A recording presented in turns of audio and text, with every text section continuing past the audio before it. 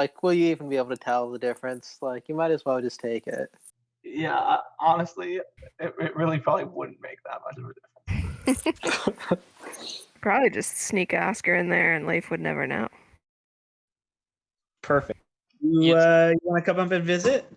It'd be like that episode of Rick and Morty where he's like, "There's 6 of us. See, I wrote 6 on the wall," and then it just doesn't matter. Exactly. Okay. Well, the stream is up. I think my voice is being heard. I trust it is. So, better than last time. So, we have got kind of a crazy recap of previous sessions. Last session, I recapped literally the whole arc, and it is just a mute, like, 10 minutes on the recording, so that's very sad. But, long story short, you guys made a very epic journey from the city of Silvery Moon all the way through the Lurkwood to Mirabar, down the river to Luskin, made friends with the queen and helped her establish power in the city, and then used that power to get yourself full access and ownership of the island on the name of the guild,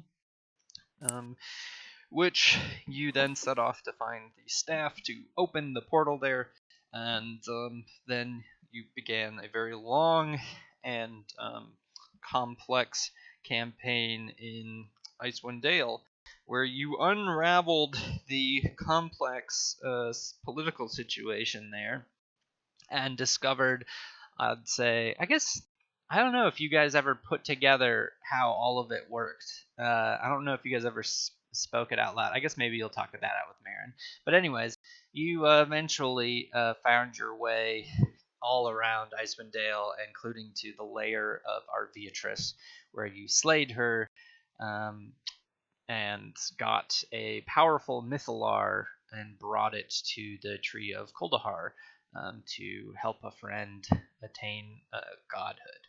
And then you journeyed back to Luskin and opened the portal and have arrived on the other side. Oh yeah, and somewhere in there you met a very young version of Marin in his, you'll think probably about early 50s, compared to the Marin that you know to be a 90-year-old frail wizard man. And he did not recognize you. And so after a very short conversation with him, you guys went your separate ways. He went to the city of the buried and hidden city of Yithrin, and you guys went to Luskin, where you went through the portal. At one point, you also went to Waterdeep and sold all of your dragon loot, acquiring a vast sum of wealth in Waterdeep, which we haven't really discussed you guys doing anything with. I kind of thought over the break you guys would give me a shopping list, but we can work on that maybe next time. We can retroactively do that, or if you guys don't want to spend your gold or whatever, that's fine too. And then you guys made it back to the guild, where old Marin was awaiting you, and I believe he helped open the portal. You walked through, and we ended on him saying, we have a great deal to talk about. Anything I left out in there? Joe off left the group and bought a bunch of orphans. Bought orphans. Yep. Wholesale purchase, Costco style. He's trying to rehome them, but he's got to wait for them to be fixed. So. Oh, wow. It always comes back to real life somehow.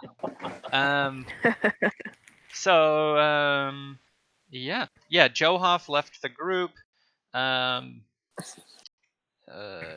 I mean, there was a bunch of things in there. At one point, DeMarcus turned into a planetar and died heroically trying to save the group, and Missile died to a kraken, also heroically in a tragic freak accident.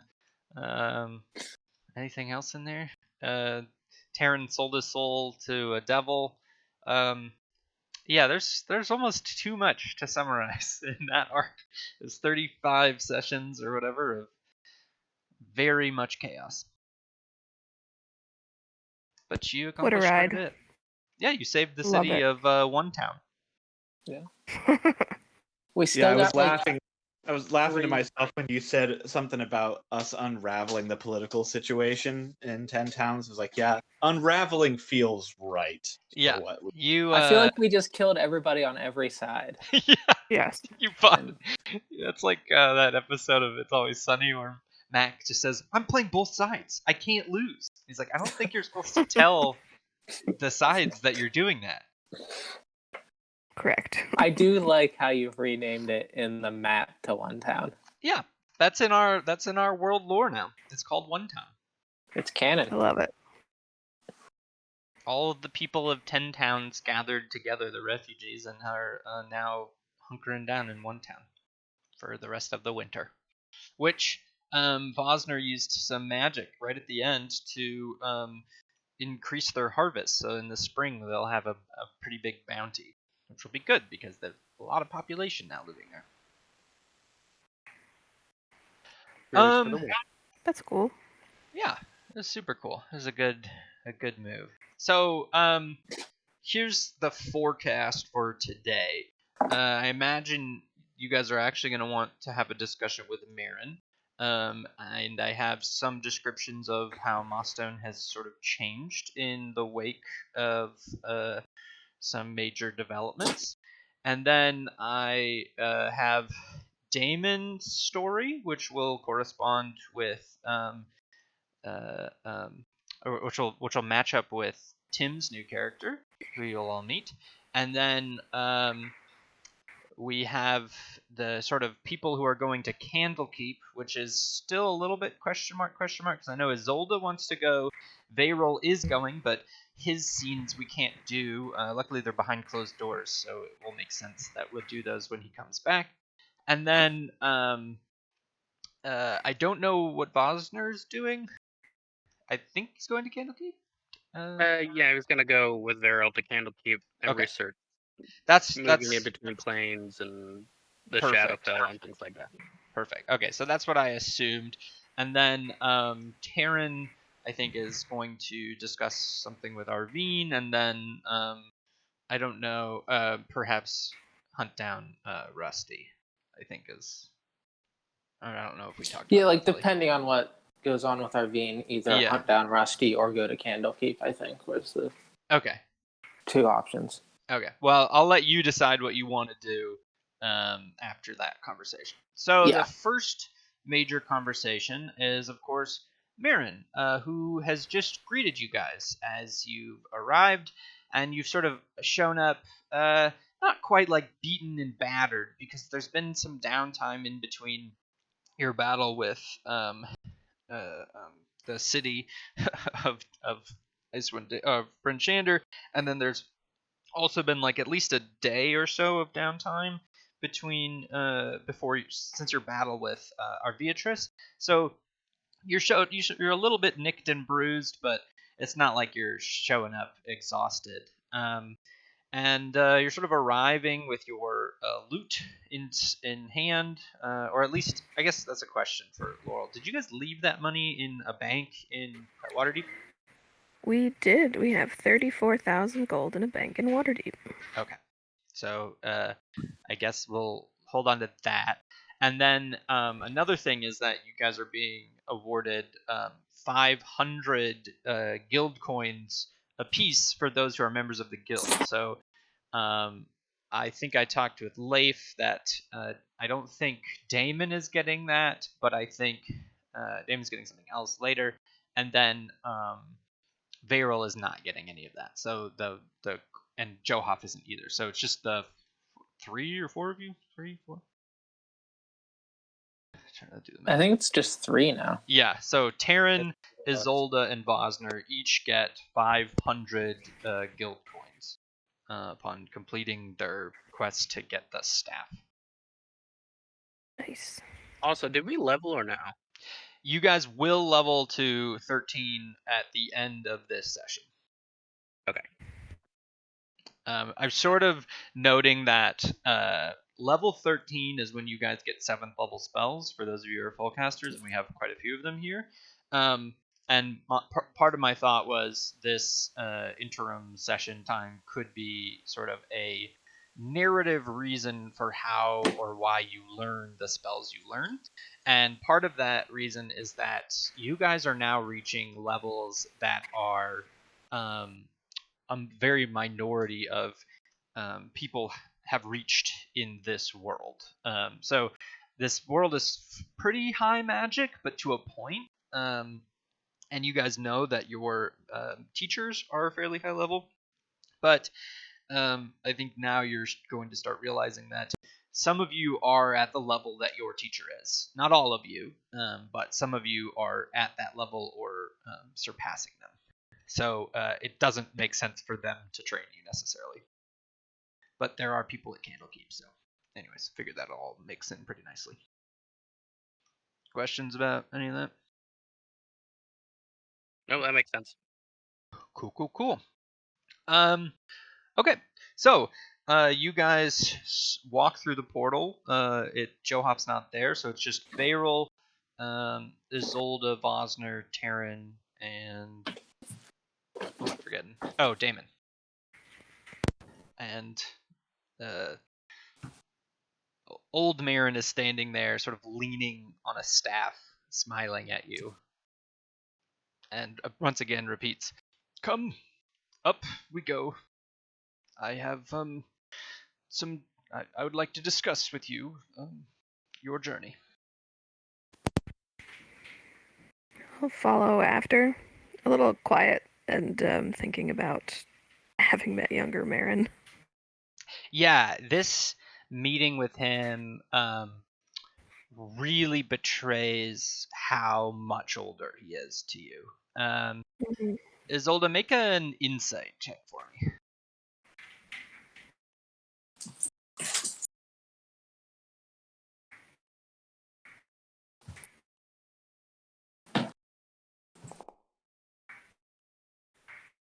Oh yeah. With a 25, you basically look at him, and with your knowledge of medicine as well, you get the feeling that this Marin must be at least 30 years older than the Marin that you just talked to. His face sort of fresh in your mind. And Marin, sort of looking at you, investigate him, sort of, you notice with a 25, sort of a look of recognition that he knows what it is that you're doing. Okay. And he kind of walks away from you. In front, alongside him is Lyra, the blue wizard, and they both sort of walk to the center of the room on this 6th floor that you're on of the guild, and he sort of steps onto a platform, which is a new platform in the center of the room, and he invites you to stand on it with him. Okay.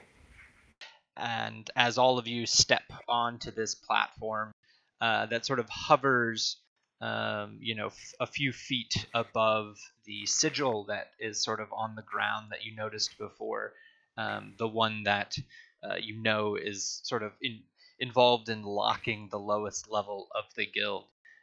You notice that the sigil underneath has been deconstructed slightly, that a number of gates have already been opened. And if you sort of look down hallways, you can see that other members of other parties of the guild have actually already gone and unlocked their portals. Which portals are opened? You recognize that, let's see.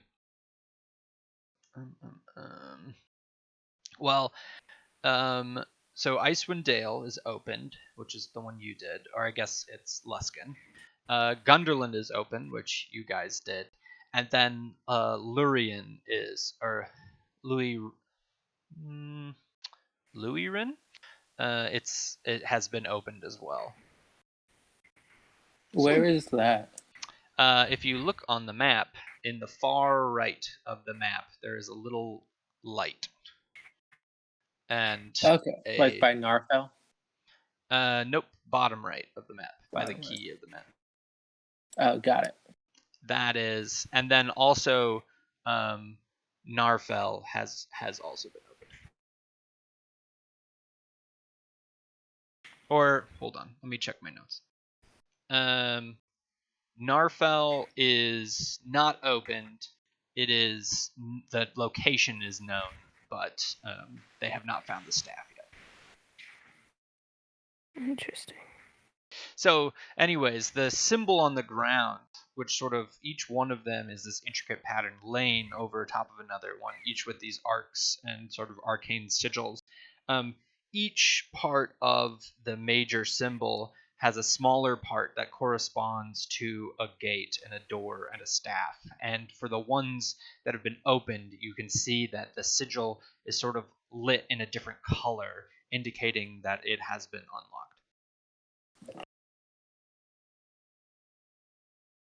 And as you step onto this platform that sort of hovers above this sigil, Marin looks up at the ceiling, and as he does, the ceiling splits in sort of different directions and opens up into a bright light. And at the top of that light, or at the top of sort of the chamber, as you look upwards, you see a massive glowing sun. The Mythalar that sits at the heart of this structure, and you stand on this pillar, and it rises up. And as it rises up, you see yourself sort of rising up through, like an elevator, all of the layers of the guild, which now you can see have been reconstructed so that this elevator goes through the heart of the entire building rather than snaking around with all those corridors. And you can see on the 5th level and the 4th level, and you see the library and the druids' quarters, and you go up another level and you can see the battle preparation floor of the guild, and another level, and you find yourself looking at the quarters for all of the various squads. One of the quarters you recognize to have a big bear symbol on it is your old sleeping quarters.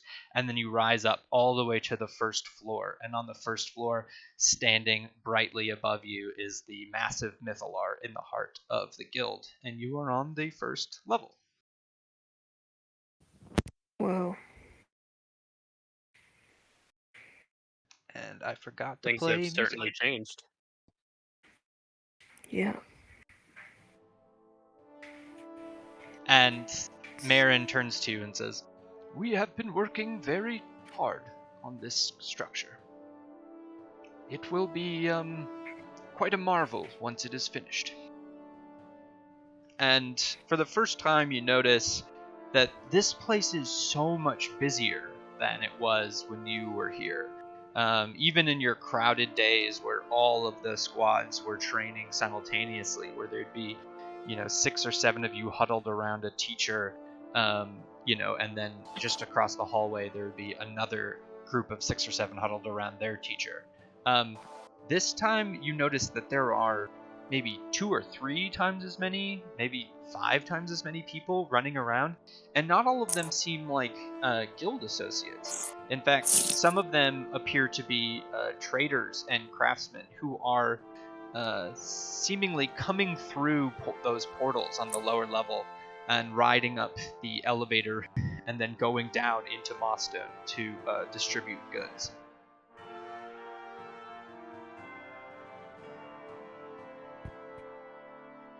Interesting. Is it? I mean, yeah, Izzy has some mixed feelings about that. Yeah. Like going past you, carrying a rather small cart, is a number of halflings who are equipped with strange mechanical items that are sort of reminiscent of the things that you used to see on Missile, and they sort of like just run past you, yelling at one another in Halfling.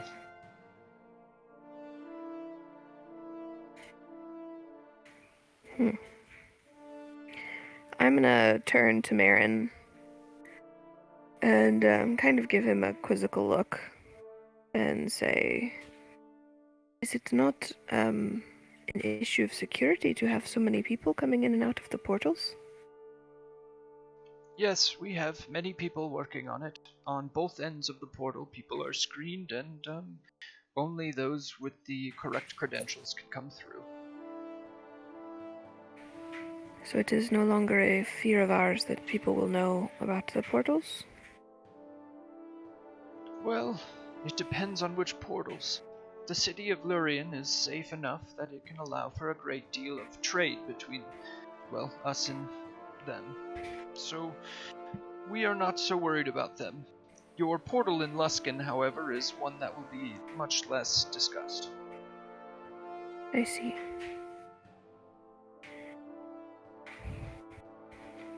What other dangers what other dangers do you have to consider with all of this traffic coming in and out? Well, Do you have enough guild members? oh yes, we have employed a remarkable number of associates with the help of Miliardo. We have the full backing of the city of Mosto, and in exchange, he is able to secure a number of goods that are traded between the major cities.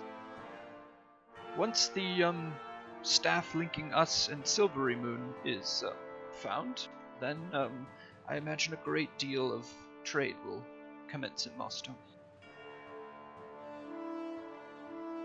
Very impressive.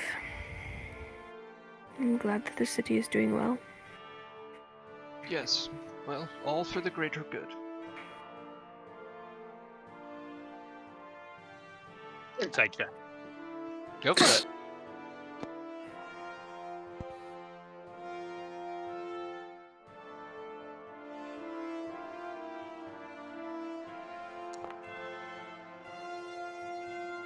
Yeah, with a 20,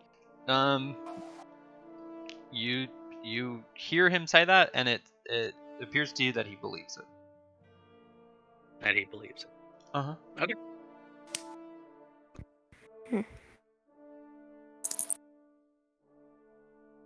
And he leads you up a flight of stairs, and you notice that the elevator did not lead to the second level up on the guild.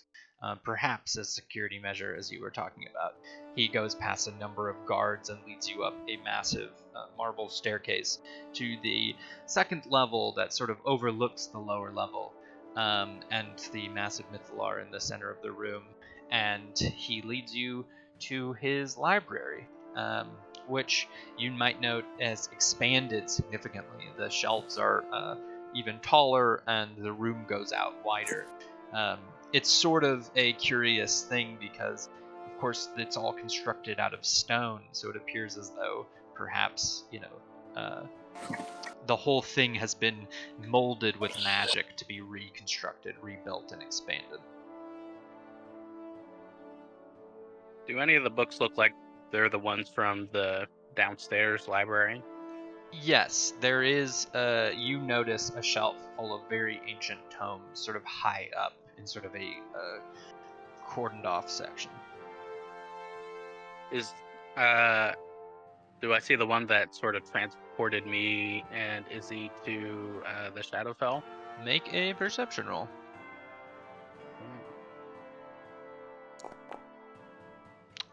It is nowhere to be seen. Okay.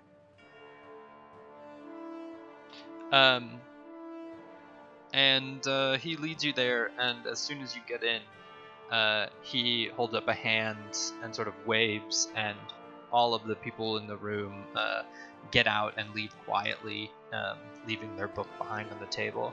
And he then, with a flip of his wrist, closes the doors and sort of gestures for you guys to sit and discuss.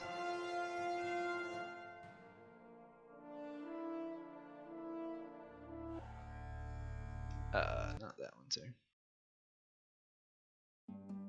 And he looks at all of you and says, "So, tell me, how did it go?"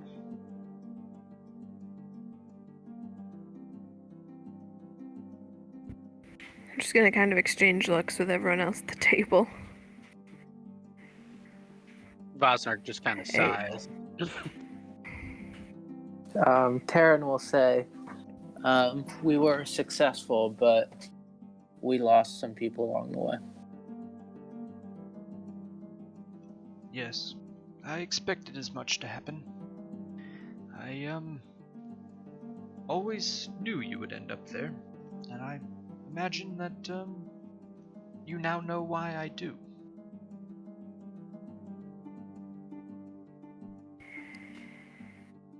Yes. It was a very odd meeting. Perhaps you could fill us in? Perhaps you could tell me what you think you saw. Well, it appeared to be that we met you living in this year, but at a much younger age. Yes, well, that part is right. And what do you think it means?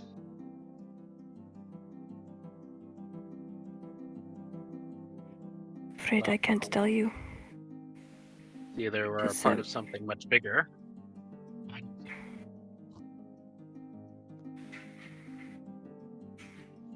Go on, Vosner. Well, seems that for whatever reason, there are larger players that have taken interest in us. We've all received some sort of blessing to complete a task. Seems to be farther beyond gathering staffs for portals. So that I know that I can sort of understand. But I'm not exactly sure why you're not being frank with us. It's So you not must be that, high. I'm just curious what you think. Can I insight check him? Oh shit. With that, you get the feeling that he's being honest about being willing to be frank with you, but you get the feeling that he's not entirely sure what he can tell you. Is it like he's not sure what he can tell us without like breaking a secret with someone else, or he's not sure what we'll understand? A little bit not sure what you'll understand, and Okay. a little bit not sure logically what he can tell you. Oh, because of time. This time a Interesting. weird.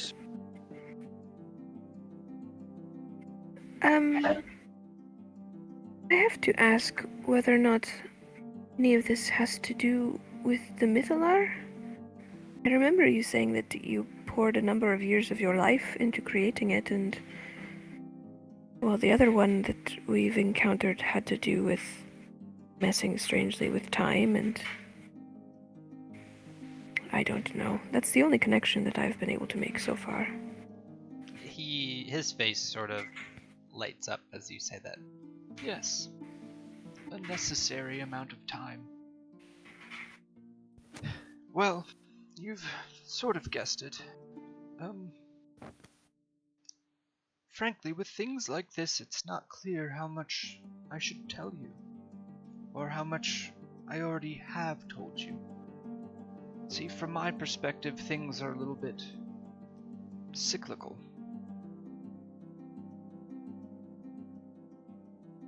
Do you know how old I really am? Currently? Yes. I mean, I could guess. He waits for you to guess. Like Between 90 and 100, perhaps? Yes, I am 95.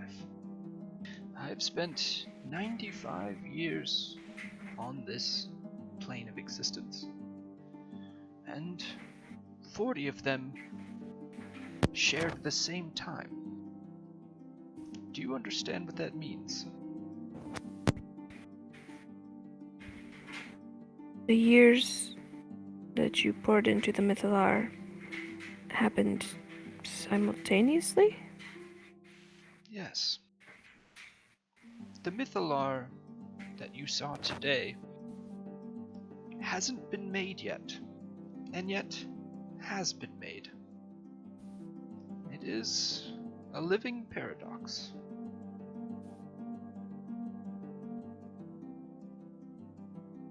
And when will it be finished? I imagine I'll finish it in about 35 years. Hmm. At which point, I will bring it back to, well, 10 years earlier than this. I see. To this spot or somewhere else? To this spot exactly. And when I do that, I will meet a very young Marin, and I will send him off to do the same thing. And this will repeat for eternity.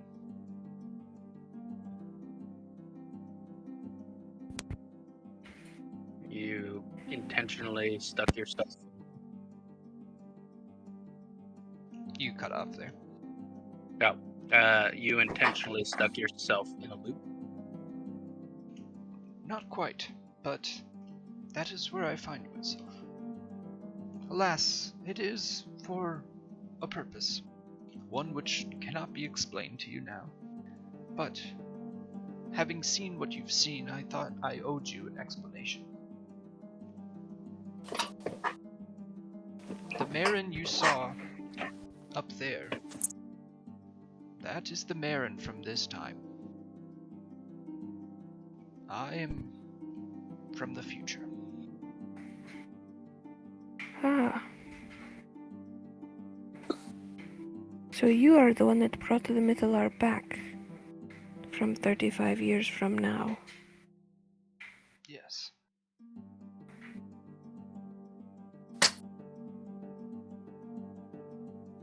So you already know what has happened 35 years from now? In a way.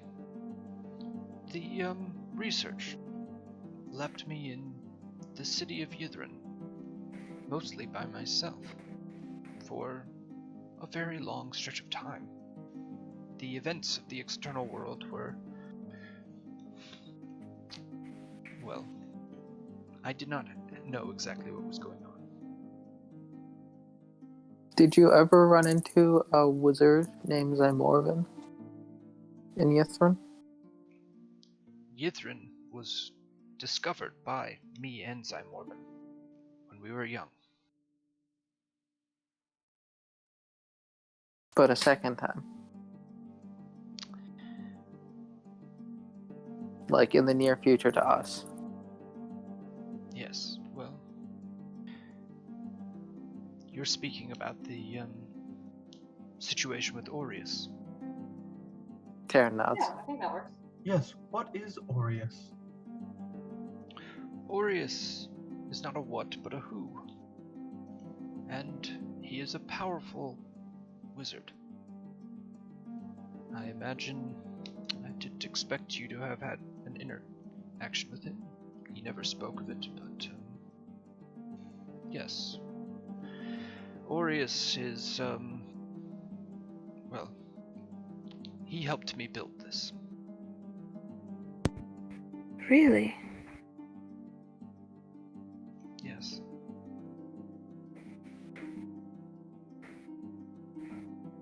That was nice And- of him. What happened to him after that? I don't know. I left to come back here.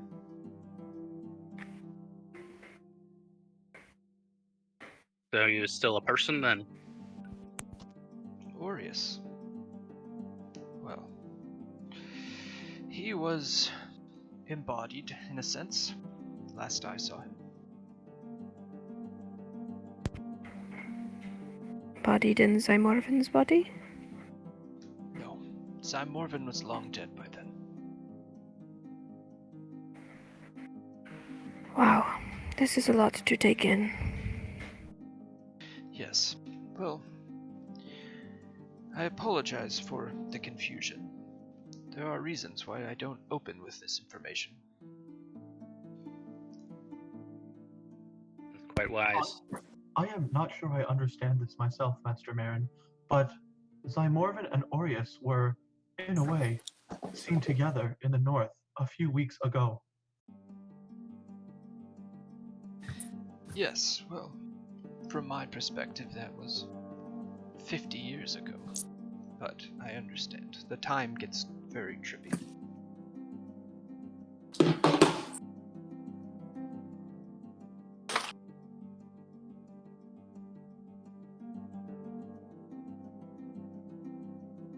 I will say that whatever interaction you had with Aureus and Zymorvin, it was meant to happen that way, and it was supposed to happen that way.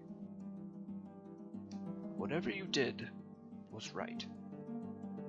Do not worry about damaging or changing the past or the future.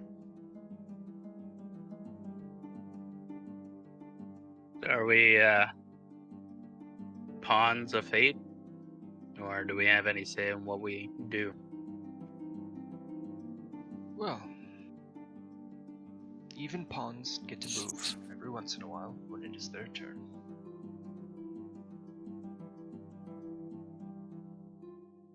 But yes, we all have a role to play. Mine is, well, I am playing it best I can.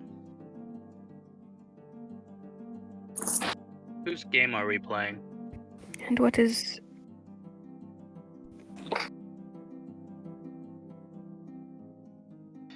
Whose?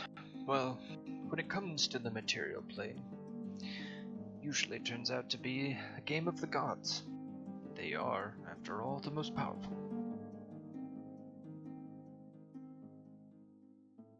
Do other planes have a interest in each other's business?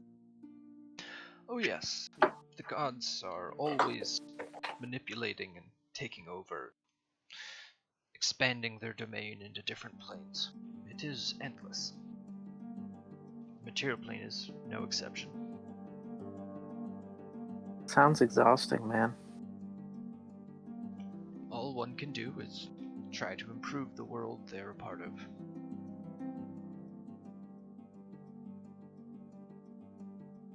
What do the stabs and the portals have in regards to all this? What role do they play? That I cannot tell you, for I do not fully know. All I know is that it is our duty and our quest to unlock all of them, for the sake of, well, the material plane itself.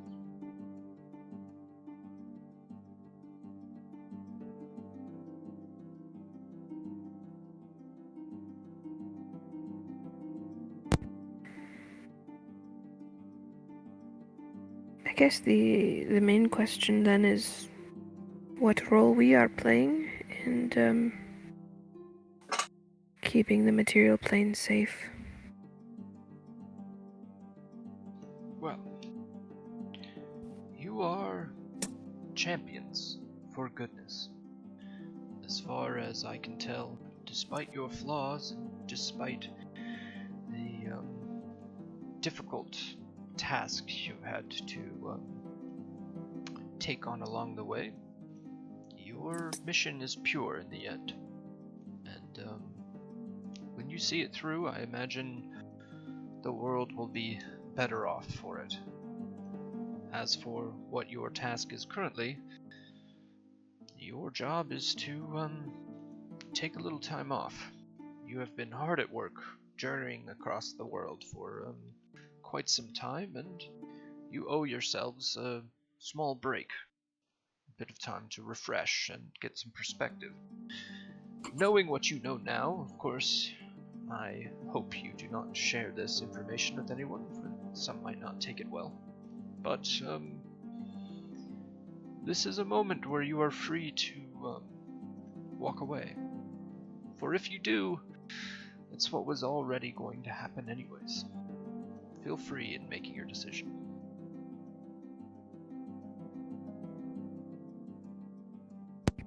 All right.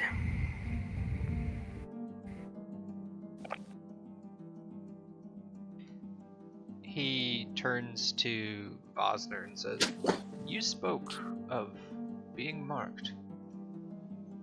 Tell me about it."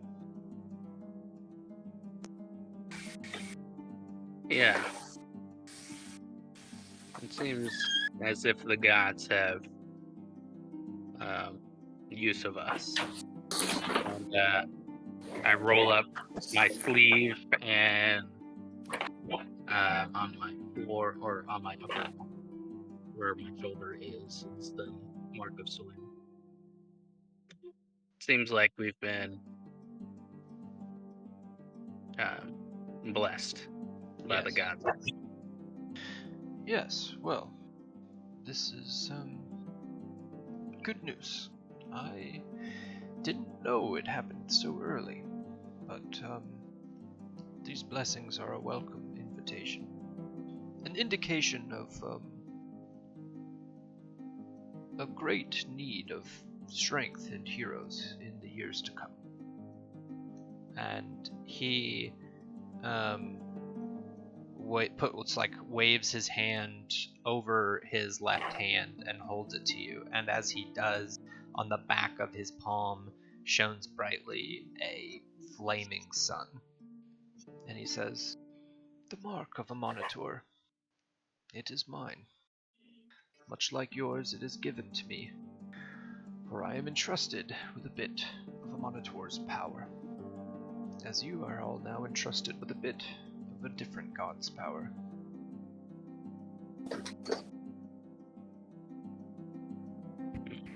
That's interesting.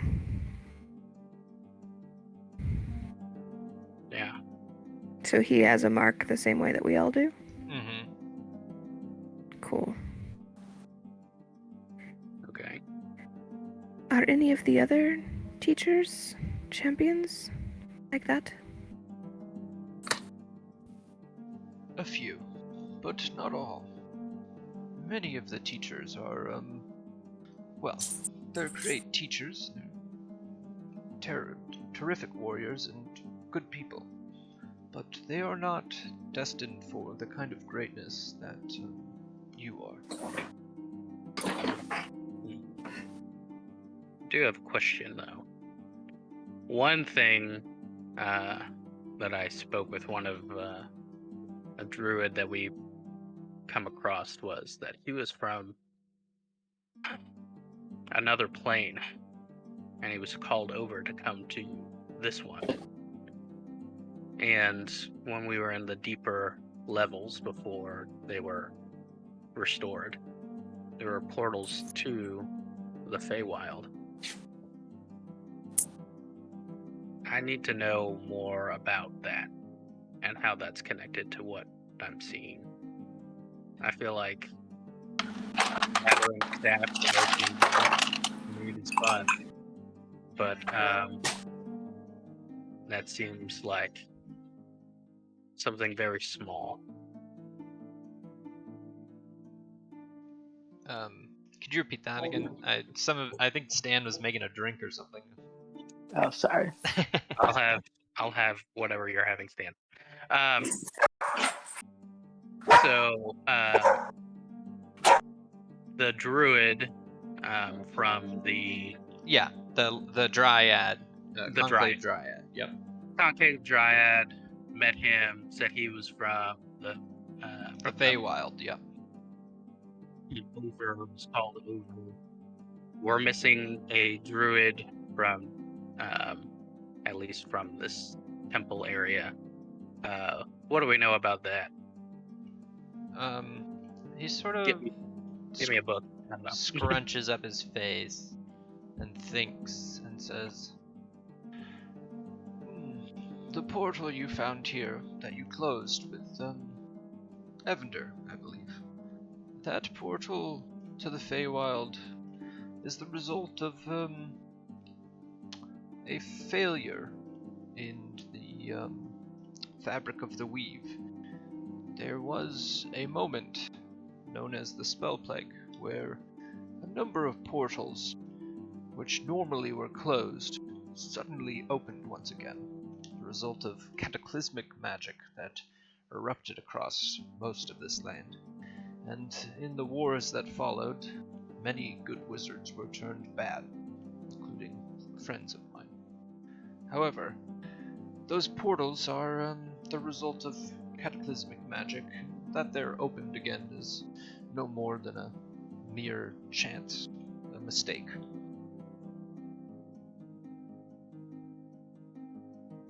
So, the calling of one being to another plane by something is not related to our portals here. As far as I know, no.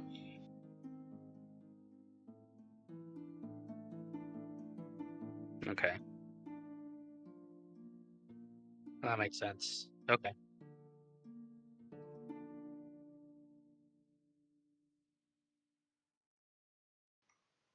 Well, if you have any more questions, I am here. You have earned the right to ask many questions. I can do my best to answer them. But if you are too tired or would like some time to think, perhaps come see me tomorrow. After tomorrow, I hope you find some time to take leave and take care of yourself. You guys have already been instrumental in opening 2 portals, faster than any of the other squads by quite a bit. Is Gopher Squad still alive? Yes, they were instrumental in opening up Lurien, and with brokering the deals between the 2 cities. They have profited quite well from the endeavor. Vosner just has this air of competition sort of gloss over him. Like, all right, I'm glad that they're still alive. Yes, in fact, what's his name?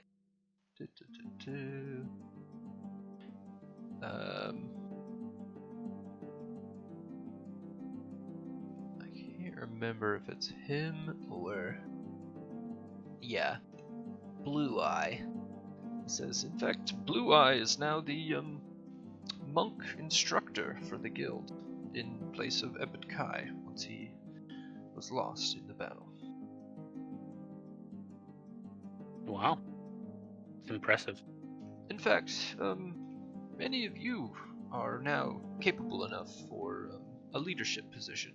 If you would like to retire from adventuring and would like to help us, there is good pay and lodging. And it is for a noble cause.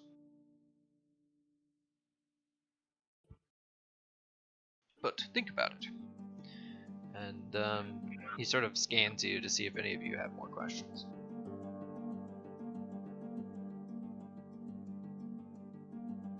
Izzy would kind of pick up on that and just say, I'm sure more questions will come, but this has already been a lot to digest, so perhaps more questions tomorrow. Perhaps. Very well. I imagine you'll find your old quarters where you left them and how you left them. If you need anything else, do not hesitate to ask.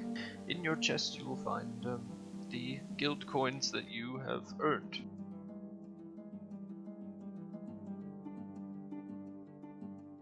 Thank you. Sure, it would be good for us to get some new supplies. And Vayril, who's been standing quietly, not really saying anything, sort of. I'm just gonna say if Dylan wants to say stuff later, he can retcon it in. But eventually, Marin would turn to him and say, "Master Veril, it is good to see you again." And Veril just nods. Intrigue.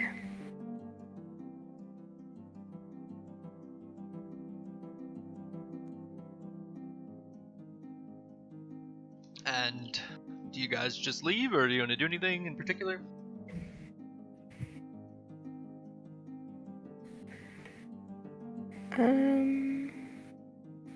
I think she's curious to go back to their quarters and kind of soak in that nostalgia, I guess.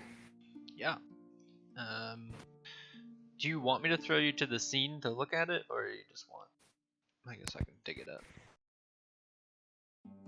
Either way is fine.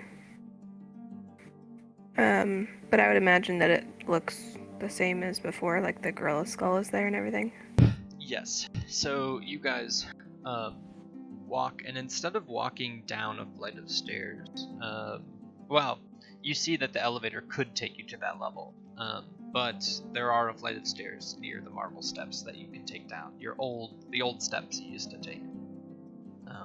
And I guess maybe you guys take those down, and you enter the room, and it has a nice smell to it. You look around, and you get the feeling that it's sort of like a old dorm room you haven't been into for a long time. Kind of smells a little stale, like maybe it hasn't been open for a bit, but it smells pleasant enough. Like there are candles regularly lit in the hallways, and in the room you find a fireplace that is magically always lit, and in the corner is the massive giant ape skull that remains, and a desk, which you fondly remember Aristos sorting his papers and dealing with his business stuff at. And you walk in. Did we save any skulls? If we did, I'll just put those cleaned on top of the giant gorilla skull. I don't think we have any in our bags. I don't think you collected any skulls or corpses or anything for like crafting or ornaments or yeah. Dang. Alright. Missed opportunity, guys. I'm sort of disappointed in me. Well, you had so much gold you didn't have any room to put it in your bag, so you're probably thinking about other things.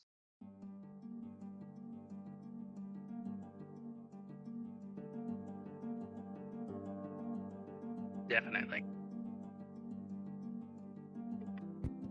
I kind of turn to the group and I say, so,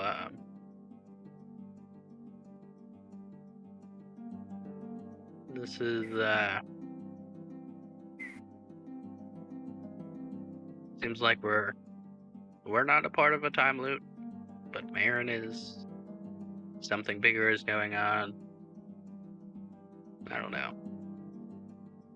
What do you guys think? I don't know either. That was a bit over my head, to be honest. But it seems like he was echoing a lot of the same things that the gods told us about saving the material plane and being champions, and I don't know. I'm not sure I understand the loop he has placed himself in, but there is something delightfully orderly about it, in concept.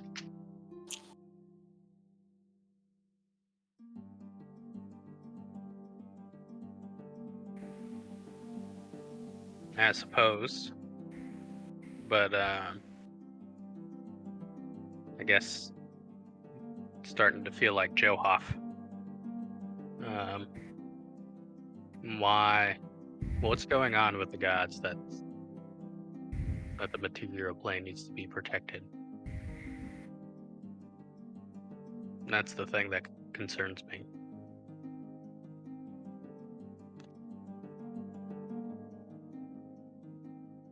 And they never mention who it needs protection from. There was very little that they could tell us, from what I recall.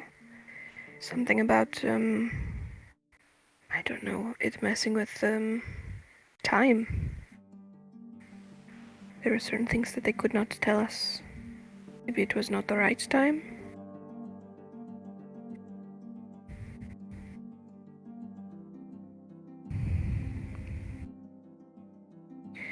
Whatever it is far more complicated than what we signed up for. I'm not sure how all of you are feeling, but I guess allow me to be selfish in hoping that no one is planning on staying behind.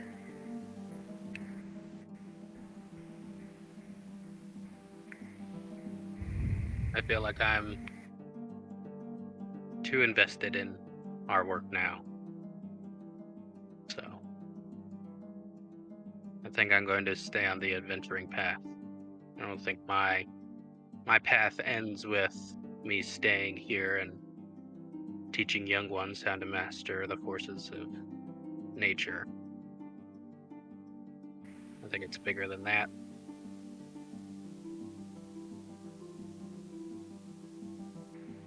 So to that end, I'm still with you all.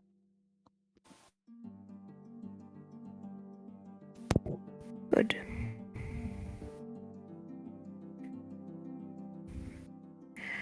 I still don't know how the Shadowfell fits into all of this. Or who that person was. They said that I was early. And so, with time and planes, seems like we're taking one step back, but just further into darkness.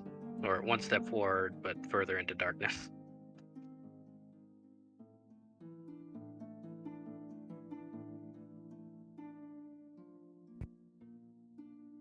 Certainly seems that way.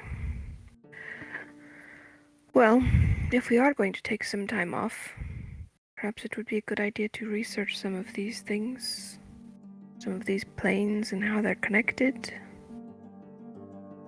how time magic works, I guess. And with that, Varel chimes in. He's been looking around the room. He sort of goes over to the desk and looks around at some of the papers. And then he turns to you and says, perhaps we should go to the greatest library in all of Faerun. Also, before we do that, what did Marin mean by master? Are you eventually going to be a teacher here? Or are you Marin's teacher? He sort of looks at you and says, well, perhaps it was a mistake. I have not yet attained the rank of master. That will come shortly. I imagine he has met me in the future. How interesting. Insight. Insight away.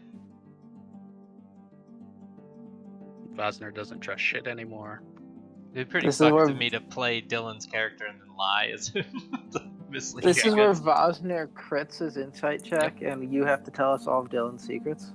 Right. No, just- he's telling the truth. Marin may have slipped up. Didn't know that Varel was not a master yet. Yeah. Hands Paco and keep an eye on him.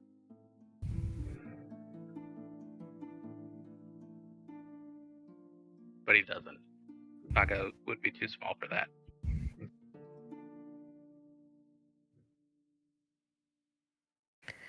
Izzy's gonna turn to Taryn and kind of just give him a look over, see if he looks comfortable or nervous. He looks like thoughtful. Okay. But he's not. His fears didn't happen, so he's a little bit like processing what's going on a little bit, I guess. Like either nobody noticed or nobody called him out on it, so he's kind of like thoughtful and adjusting to what's going on. Nice. She's just checking on him.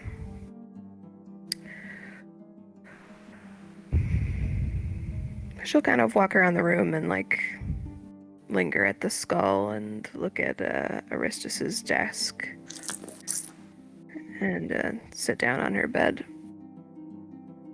It feels very comfy.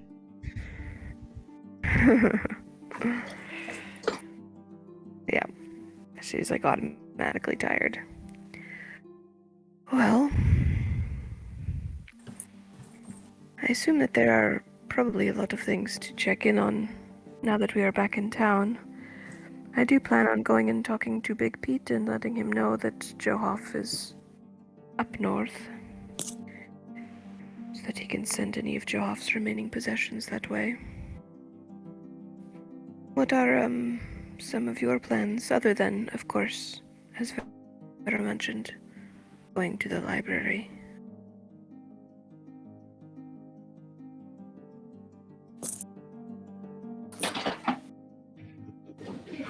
Perhaps I will accompany you to Big Pete's. I was hoping to head down to the docks and see if I could find work aboard a ship. Oh. Is it like Kraken extermination work? It will hopefully be parlayed into that. Though I will likely keep that to myself when looking for work. Very wise. This is assuming, of course, you do not require my services for the time, Captain. Oh, you're welcome to go and do your own thing.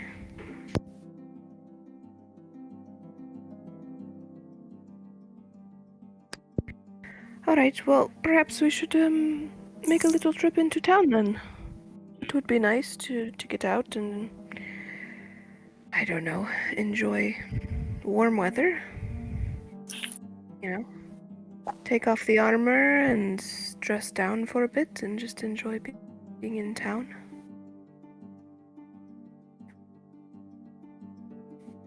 That sounds like fun. And Farrell agrees to just follow you guys. And so you head. Taryn will like kind of like wistfully looking around the room, kind of like run a hand along Aristus's old desk, and say, I feel like I need to have a conversation with Arvine before I do anything else. So, why don't you guys go ahead, and then I'll try to meet you. All right.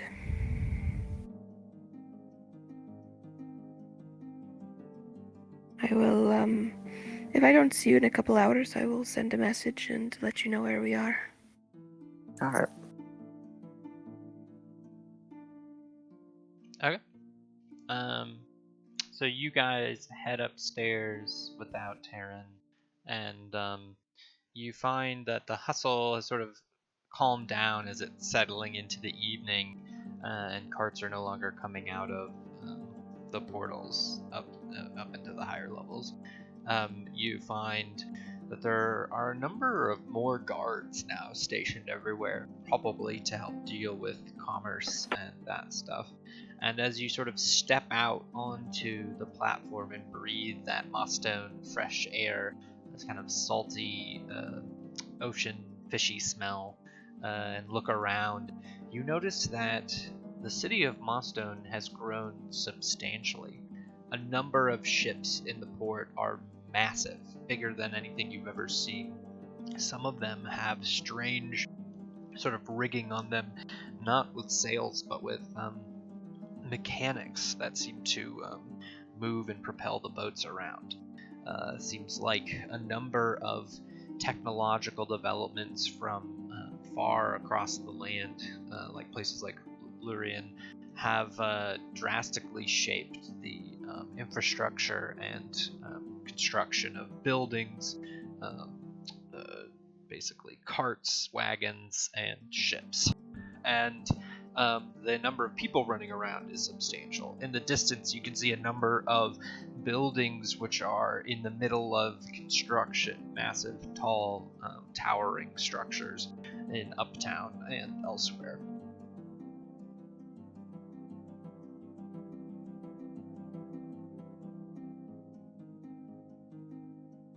And you guys descend the familiar steps. It's a long way to the bottom, and as you set out, you try to get your bearings, and you recognize that for the most part all of the streets are the same. It's just what you find in them is quite different. A number of new shops have opened up in Austin. And I think we can cut back to Taryn, what are you doing, Taryn? So Taryn spends like a few minutes, like just kind of like preparing himself for a conversation that he feels like he needs to have, but doesn't know how to start or like how it'll go. So he's just kind of like pacing around the room for a few minutes, kind of like always circling back to Aristus's desk. Then he sets out into the wider guild and starts looking for Arvine. As you leave, or turn, sort of looking one last time back at Aristo's desk, and you turn to leave, there's a knock on the door. Taryn like says it's open. And in walks Arvine. And see, now I can show you guys art like this. And you see her looking behind her sort of black gilded cowl, her mouth sort of obscured by cloth as it tends to be, and her dark hair sort of slipping out from behind her robes, and her black eyes looking intently into yours. And she says, "Marin has sent me to speak with you." Yeah, I was just going to go and try to find you. He has a way of knowing what people are going to do, doesn't he? Yeah, he sure does. And she says, "Come, walk." And she sort of walks out the door. Taryn follows. She sort of leads you up slowly. It's like sort of a slow pace on purpose to communicate with you. As she sort of leads you up a secluded stairwell towards her office, basically. And it's there's nobody really around. And she says, "What would you like to speak about?" So in Luskin, we were coming out of the ruins, and we were exhausted and barely surviving, and confronted by a devil. And in the moment, it seemed that the only way for us to survive the night was one of us to sell our souls to her. And then he kind of opens up his like cloak to show where like Asmodeus like scarred him and left his mark. Her eyes sort of open wide when she sees it, and then they narrow again. She says, "Be careful who sees that. Marin notified me of it when you first arrived, but others might not be so tolerant. Such a symbol." He's had it like covered the whole time, but Yeah. like I assume Marin just knew, but he wasn't like walking out with like this Divination devil mark. wizards can see some shit. Yeah. And she says, "Well, mark of Asmodeus is a powerful gift. So it doesn't seem to me like perhaps you sold your soul to save yourself. You seem more powerful as well.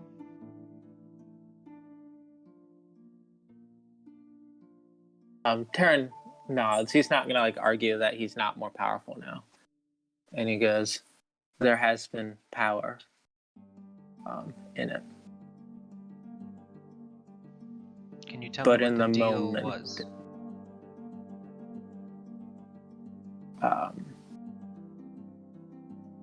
yeah, it was to. Let me look it up real quick.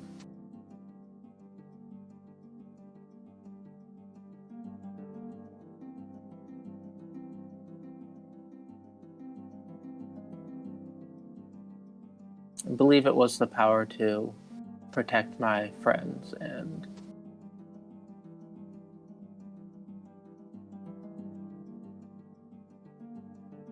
defeat my enemies. She nods and says, "So you traded your soul for power then?" It appears so. Very well. Well, contracts like that are meant to skew even the best intentions. So I imagine you did not do it on purpose. If you did, don't tell me. I've been down that road myself, so I'd rather not know. The question is, what are you going to do about it? I am figuring that out. It's part of the reason I wanted to speak with you. She nods. Well, as you know, I once also took a dark pact and was rewarded with many abilities for it. It was also quite the curse, and it was merely a miracle that I was able to change my pact.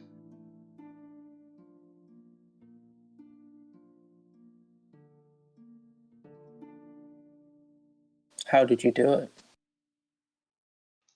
I had to find a being that was more powerful than I was, who would be willing to take the pact on for me.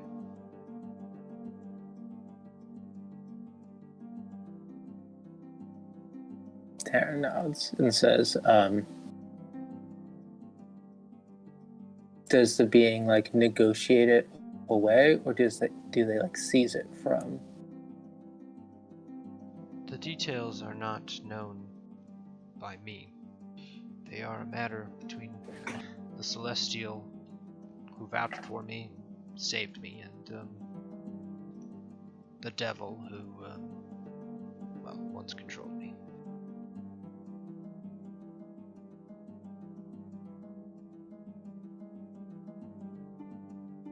Taryn kind of nods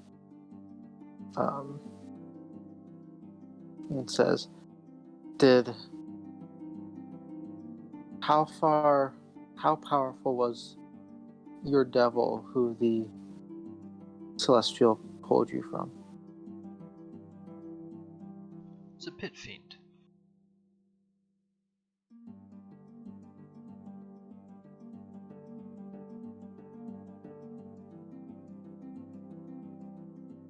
One of the higher ranking ones.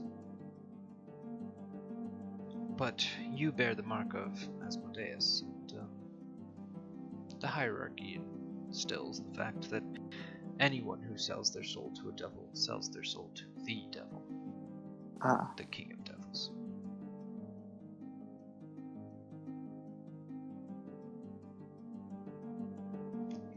Taryn goes, are there beings that are more powerful that can force a way out even against something of this high in the hierarchy?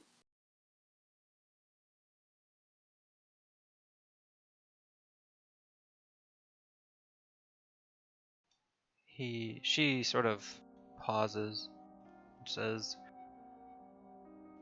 "There are many deals that could be made. Souls are not the only currency. If you find someone willing to vouch for you, you may be able to break out of this pact. But if you are marked, that means you are a high priority. It will not be a simple exchange. You cannot simply find another Dragonborn to take your place. You're a powerful asset, Taryn."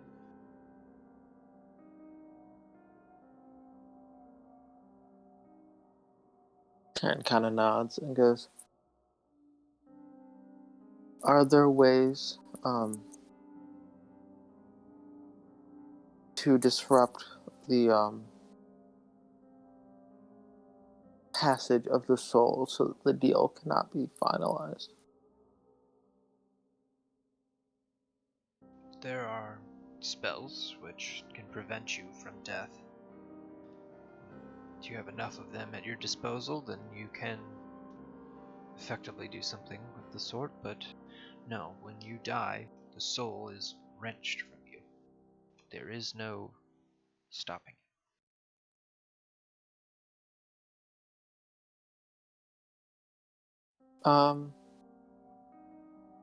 I don't know. I want to make like either an insight or an intelligence check or something.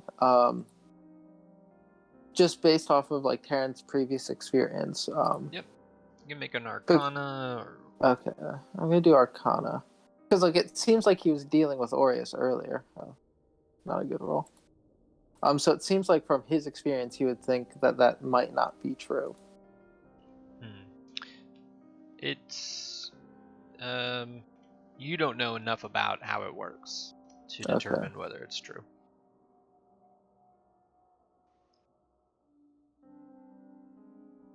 But, she sort of reiterates, a soul which is claimed by a devil. It's not like a normal soul. It is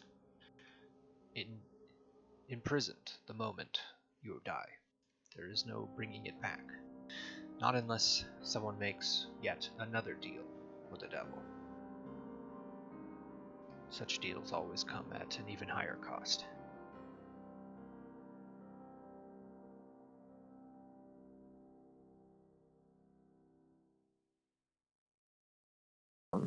Taryn nods and goes, "I understand."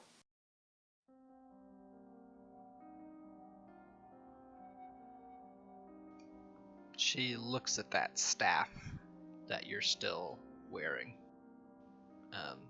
which has now been, I guess, given back to you. We didn't really talk about that. No, I guess it wasn't taken from you. And she says, "That artifact is a tool of great power."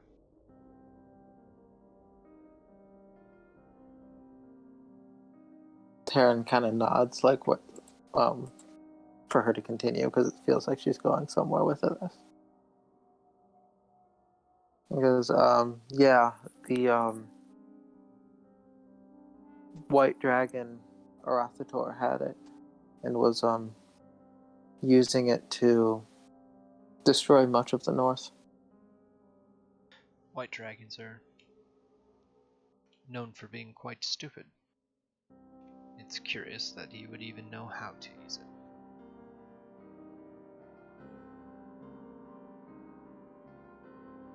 Taryn nods and says, he was working with an even older one who found herself a rider.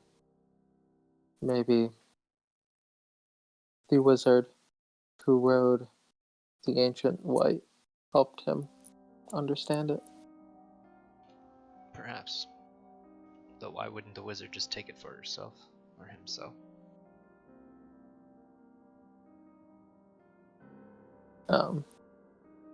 Taryn shrugged.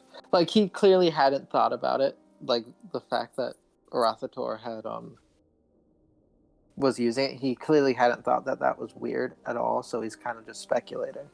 And, like, he's not hiding the fact that he's just kind of speculating.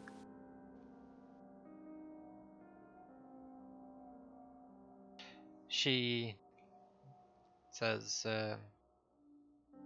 I imagine that staff will be, you'll be allowed to keep that staff. as its use to the guild is, well, tied to its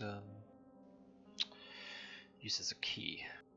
After this, I suppose it is yours to keep, though perhaps if you ever do retire, please return it to the guild. It could be of great use to someone. Taryn nods and goes, when I retire, I imagine I won't have much use for it, and it would be good for the guild to keep the key to its own portals. Those portals are now unlocked. There is no undoing it. Not without the magic of the ancient wizards who locked them in the first place. But alas, this is not a problem for us.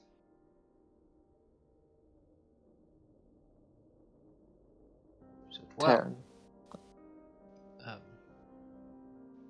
When it comes to the days forward, I would recommend looking into a way out of this pact. You may find yourself, well, close to death in the near future, and I would hate to find out you're trapped in hell. Yeah, I've been planning on doing research into that. Would you have suggestions on where to start, where to look? Well, find the purest, most noble, and most powerful being you've ever met, and perhaps ask them for help. That's what I did.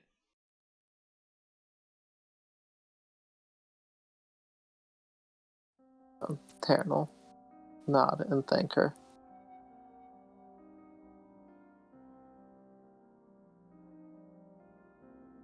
And then unless she says anything else, he'll excuse himself and head out. Yeah, she just sort of walked all the way back up to her office and then sort of leaves you and walks in and closes the door. Taryn will slowly walk down the stairs, just kind of mulling over everything that's been said. And as he's walking by, you see Evander walking by with a bunch of scrolls and books, things he's reading that he's been taking from the lower library. And he's got 3 students following behind him asking him questions, and he's just going on and on about some ancient scholar of planar geography or something strange. Right. Taryn will kind of wave to him and be like, hey, type of thing. He stops and drops all of his stuff on the ground. Oh no. And he says, Taryn, you look great. And he walked up to you and sort of doesn't know if he's going to shake your hand or hug you. He does that sort of awkward, oh, it's a pleasure to see you again. It's been so long. You seem infused with arcane energy. Oh yeah, thank you, Master Evander. It's been a long time. A lot has happened. I imagine. I can't wait for you to tell me all of it. Yeah, be happy to sometime. Oh, well, I'm free now, and sort of the students next to him sort of picking up his papers. Taryn will kind of go off with him then, and just kind of tell the Spark Notes Okay. Version of the adventure. And... Yeah, he follows it, and as you're describing the more and more powerful spells and the staff, he's you're starting to realize for the first time that you are now more powerful than Evander is. Okay, interesting.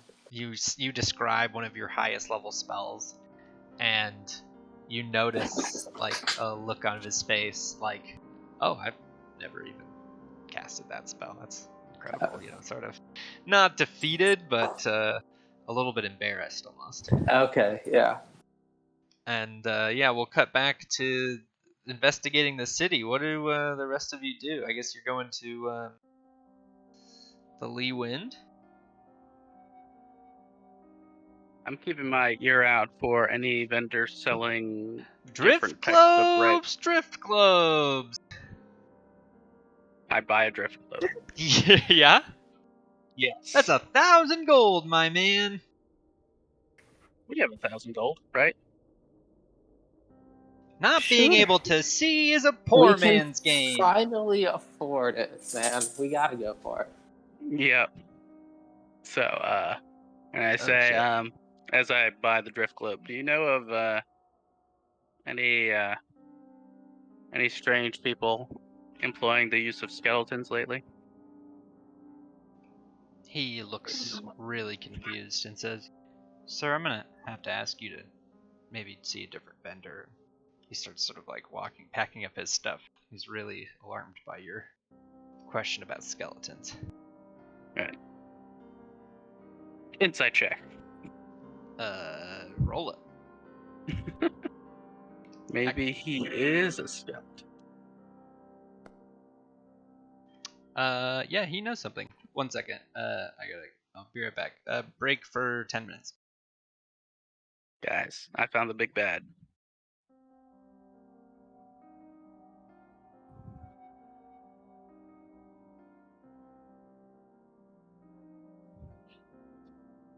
Bread was here the entire time.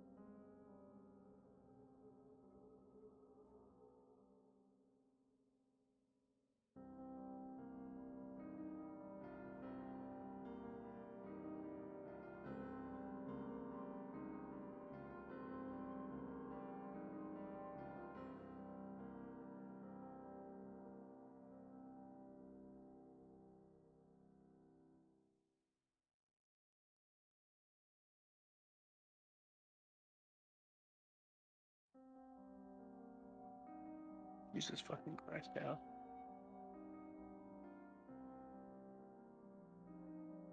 What are you making fun of Kayla for? Just ripping ass down there.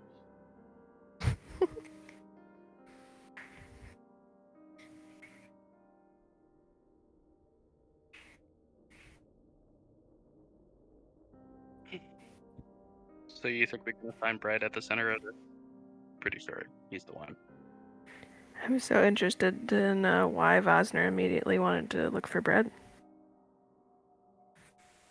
I did not know Alright. that was at the forefront of his mind. I'm at the back, sorry. Or I am back. No, I'm at the back. So John is at the bag of bread. So the What? quicker we can get to bread, the quicker we Talking can about bread? What? Yeah. Baguettes. What's that?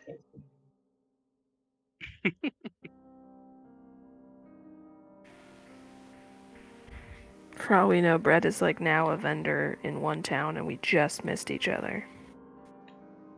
Bread? Nah, he's probably dead.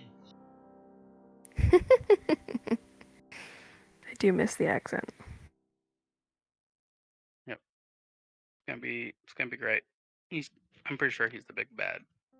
I'm Maybe pretty he's sure the guy Tara needs to find. maybe he's the big good. Have you ever thought about that?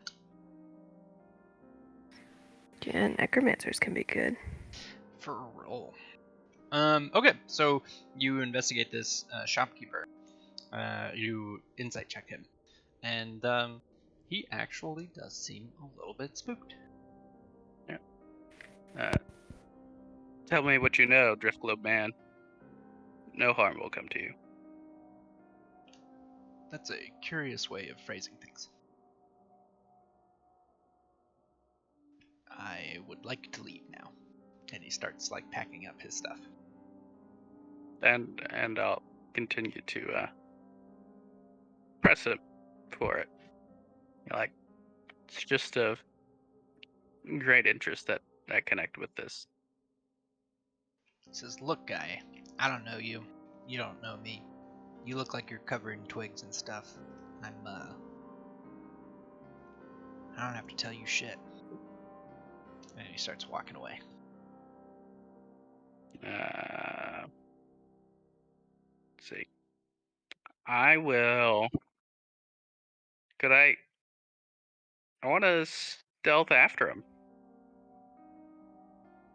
Okay. Roll stealth for me. Ooh, I get advantage. Why do you get advantage? Because of those spider silk boots I have. Yeah. I forgot I had those. So. And advantage is alt, right? Mm-hmm.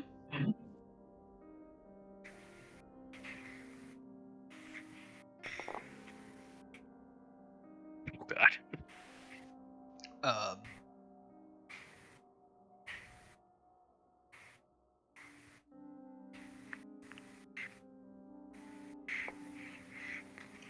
Yeah, at some point he turns around and says, "I see you. Stop following me." Tell me Izzy what you also know about. turns around and notices that Vosner is no longer with the group.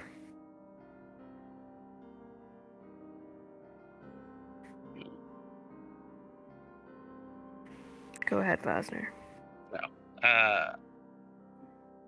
Bowser's like, listen, I need to meet up with, the guy controlling the skeletons. It's important. I don't know what you're And talking I'll about, leave man. you alone. And he turns to the Gold. guard and he says, "Guard, this guy's harassing me." And the guard steps forward and says, "Sir, is there a problem?" Oh no, we're wanted to know something, but I guess I was mistaken. "Very well, sir." And the guy just walks away.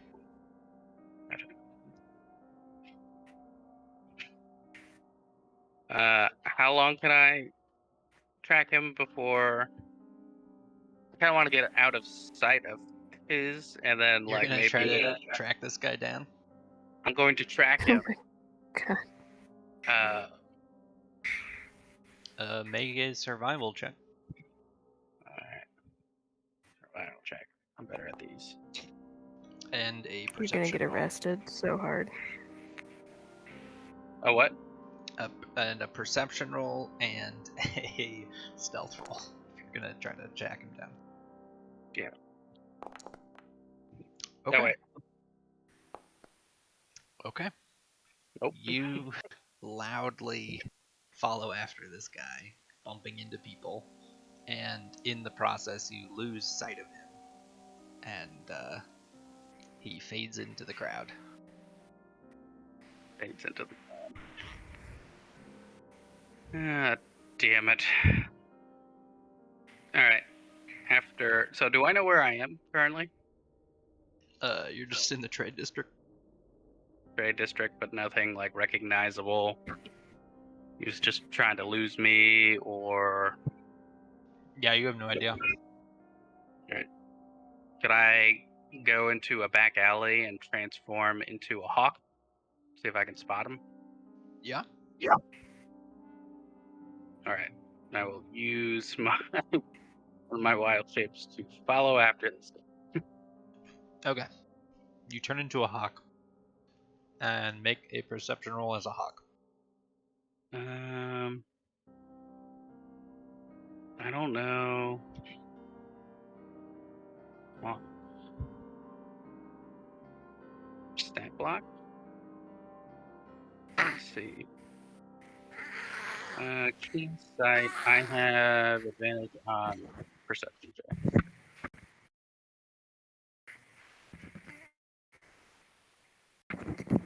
Yeah, it has +4 perception, so advantage.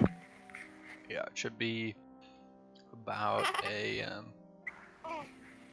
you see a baby in the crowd. Baby in the crowd. Cool. No, I think it'd be a d20 +4, so you basically rolled an 11 total. Yeah. But as a Circle of the Moon Druid, I use the better of the proficiency. Or the better of the... I don't. Do I not? Okay. I think you get. I choose you one or the get other, or proficiency in it, but it's based off its stats, so you can't like see super well as like an elephant or a worm or something. Gotcha. Okay. Yeah, so you turn into a hawk and you fly around the market, and you instantly notice that a number of seagulls in the area flip out and start like flying away in a panic, and there's so much disruption from all of these sort of like pigeons and seagulls and non-predatory birds once they spot you, that the whole market sort of like erupts in noise, and you lose sight of the person in the crowd. You can't spot him at all. Gotcha. Alright, well, I guess I'll fly and try to meet up with the rest of the group. Yeah. Roll a perception check with advantage to find your group back where you came from.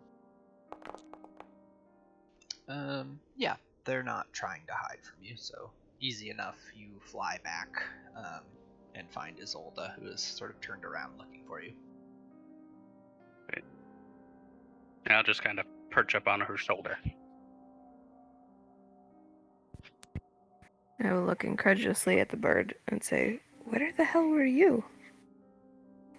And Vosner will just kind of not screech, but do like a little grumpy hawk noise. You want to insight to see if you interpret that? I don't think she really cares that much. I love it. Okay. She'll continue on towards the Leewind. Anything else you guys want to check out while you're down there? Oh, was Damon going to the Leewind or was he going to the docks? So if I remember correctly, Big Pete is like in charge of security for like he is the the whole dock dock operations master there? of the dock. So I guess if they were going to see Big Pete, it seems like that would be a good place to start. And I'm also going to be offering my services basically free of charge, so that might raise eyebrows without someone like Big Pete to vouch for me. Yeah. Okay. So you guys make your way to the Lee Wind and find that on top of the Lee Wind is an additional story that has been built to accommodate for overcrowding, and even in the out into the street, there's now street seating for people who want to drink there, and it's like a little bit more upscale, like a nice cafe, but you think you see somebody drinking a latte at one point, and you step in, and at the at the bar stands a man who sees you and fills with excitement. And as you all walk in, and Taryn isn't there, he drops again, and he sort of lets his eyes hit the floor. And he says, "Hey, can I help you?"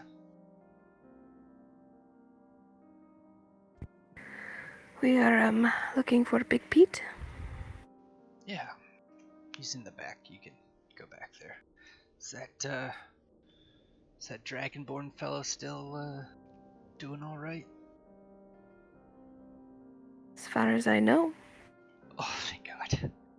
He doesn't return any of my letters, though. I'm not sure what. Do you guys know what's up with that? Where have you been sending them? To his home village. Oh. Yeah, I don't think that he goes and checks his mail there, so. Oh God, I thought that was sort of his last permanent address. I didn't know if you could send stuff to the guild. I'm such an idiot. Oh God. Oh. Yeah, well, if you see him, tell him there's 1/3 of those letters in a stretch there in the middle, to just ignore that. I was kind of in a dark place. So, he'll understand. Yep. He gets me. He gets me Yeah. so well. I will definitely tell him that. Okay, well, Big Pete's back there. He'll be happy to see you. Thanks. And then he stops. He says, "Wait a second. Where's Johoff?" Oh, he's not with us right now. He's okay, though. Don't worry.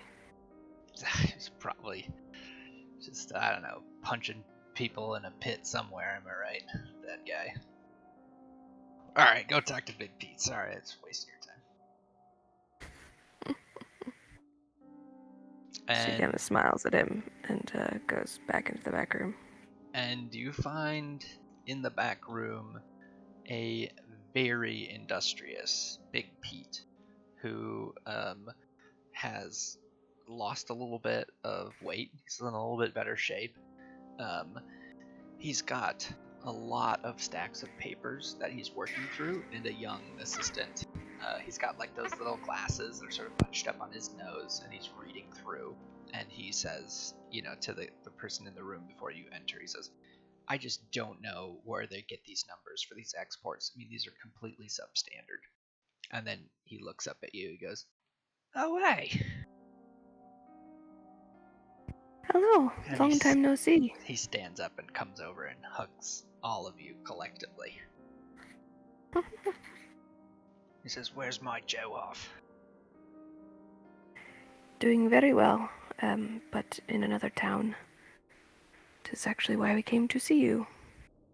Though, of course, we wanted to see you, just to see how you were doing as well, but mostly to let you know that Johoff is not going to return. He's set himself up north. He's taken to the snow then.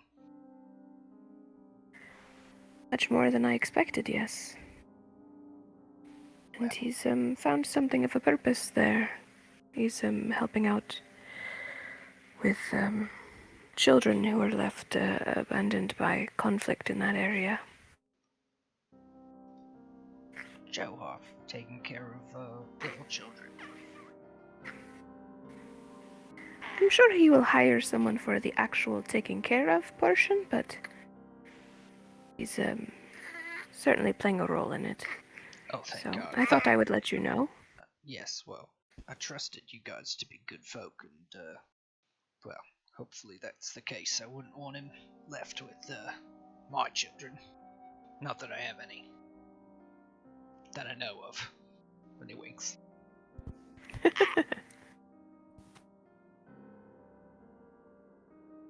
Very well. Well, that's sad to hear. I was going to offer him a deputy position once he came back from his glorious adventure, but, whatever.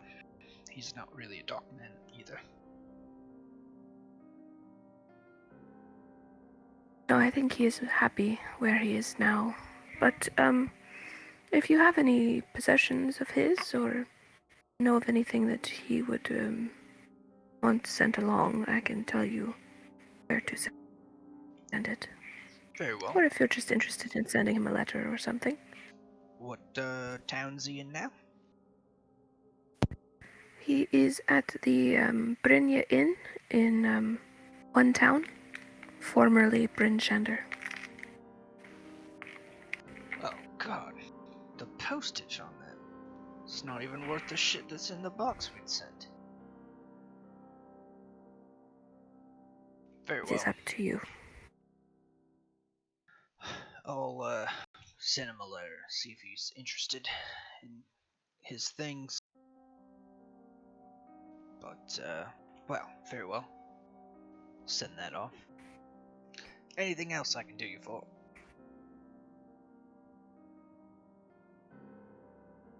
She'll kind of look over at Damon.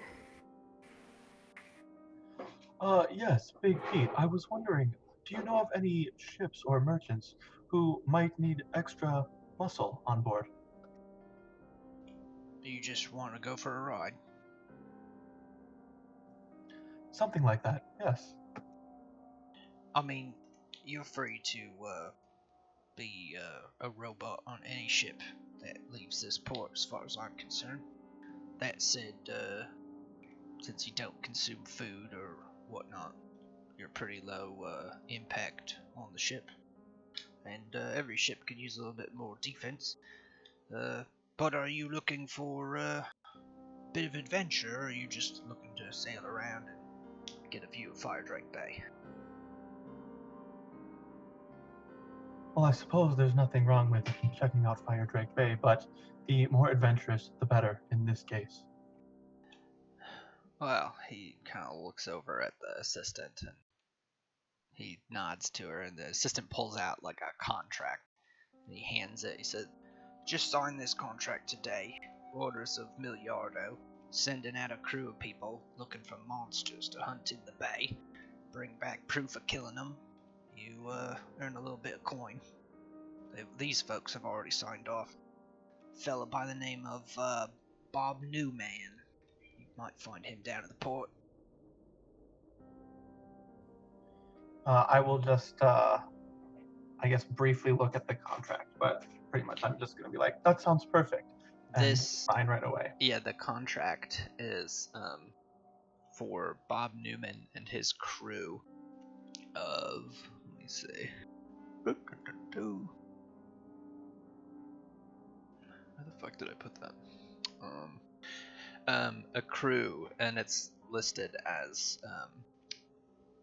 a person named Gallus, a person named Treldenda, and a person named Xander are all sub-members of his crew, all seasoned veterans who are looking to fight sea monsters for pay out in the trade routes between Mostone and the south, basically what's the Shining Sea area. Between the Sea of Swords and the Shining Sea.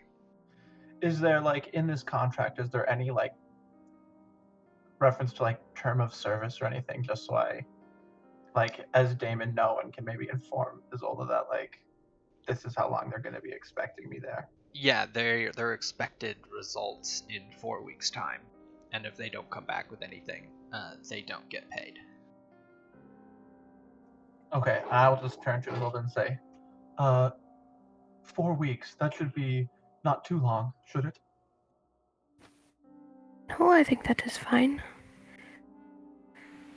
We will miss you, but I can send you messages and keep you updated. Yes, please do. Should I be needed, please let me know, and should it come to it, I suppose I could break contract.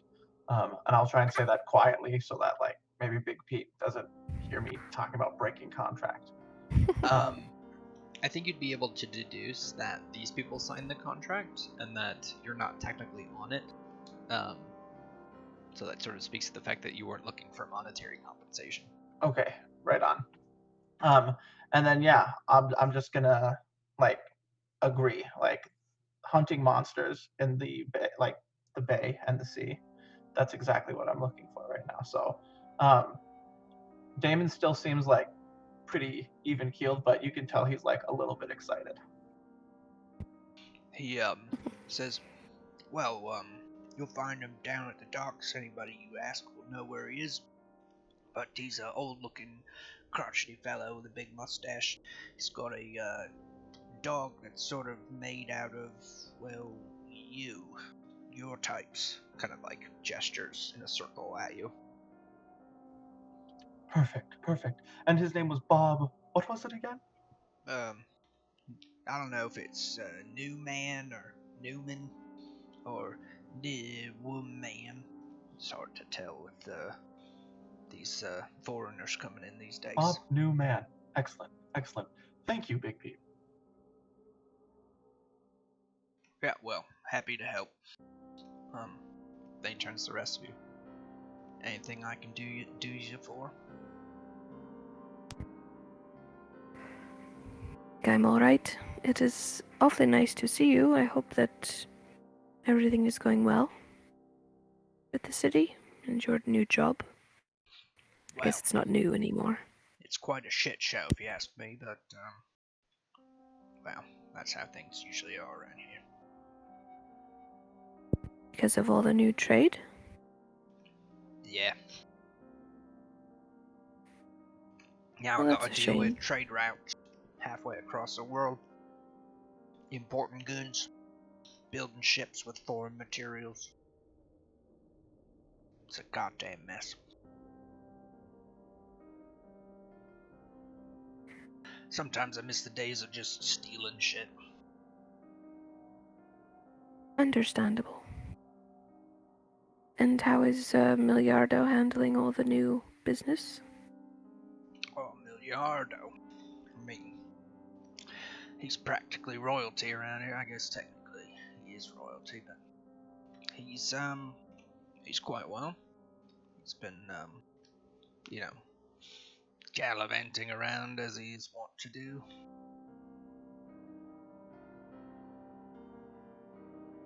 But I can't good. complain. He's my employer.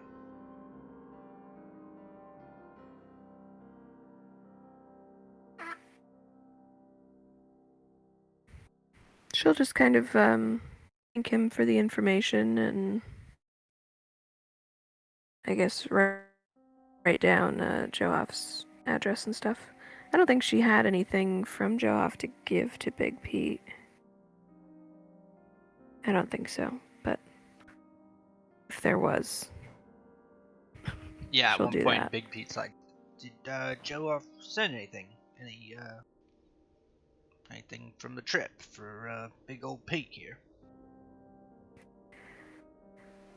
I think just general feelings of hoping that you are all right.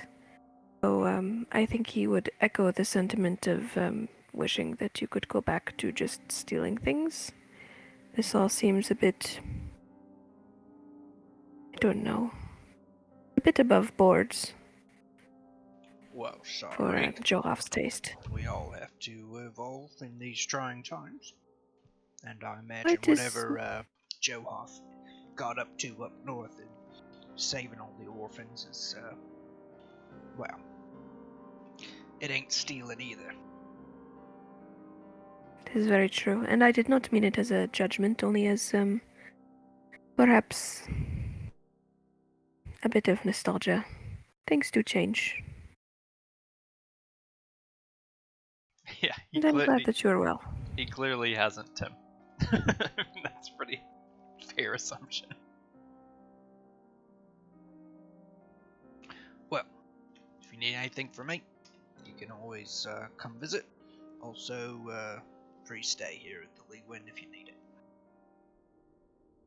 I appreciate it. Thank you very much. And she'll kind of like bow her head and exit. And as you leave, he resumes. He picks up that conversation, arguing with his assistant over, taxes being levied on the inappropriate ships.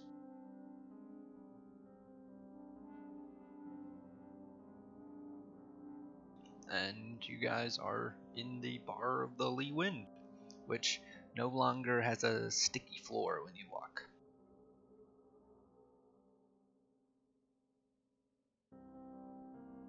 Bosner's still a bird. Just on his old shoulder. Got it.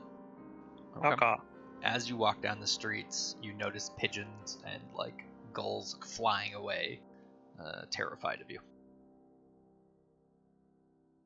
Sort of makes Vosner feel a little better, but he's also just keeping an eye out for the Drift Globe guy or Yeah, you're on the other side of town now. Oh, it doesn't matter. Okay. He's keeping an eye out. Always looking, always vigilant. For the next threat. Okay. Does anybody want to do anything? That's all she wanted to do in town. This is the point at which Damon might turn and say, "Well, I will miss you, my companions, in the time we are apart, but I hope there will be more for us to do together soon. And in the meantime, I hope that there is work I can do out at sea." Enjoy yourself. I hope it is restful and perhaps a bit cathartic. Oh, I very much intend for it to be cathartic.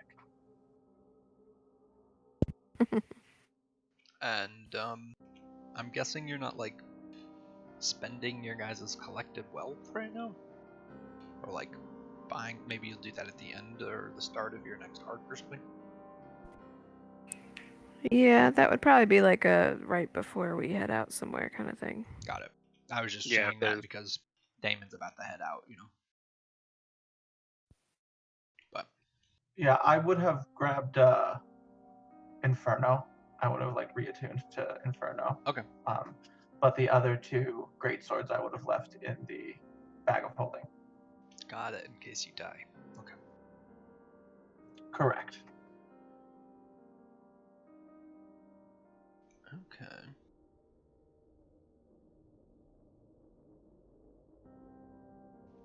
One second.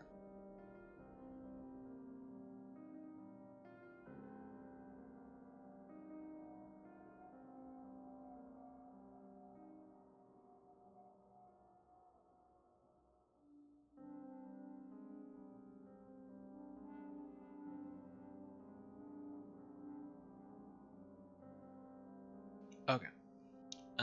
Yeah, so you head to the docks.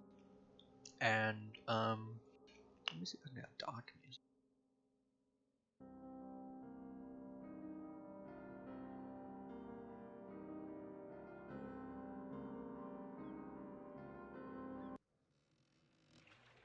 Sick, I do. Okay. So, Damon heads down to the docks. And, you sort of ask around. And eventually you're pointed by a sailor to a man who is standing by a very unconventional looking boat. Tim, you want to describe your character? Yeah, so he's definitely an older guy, but he's got that kind of wiry strength look. He looks like he's pretty much all bone and sinew, but you have a feeling he kind of knows how to handle himself.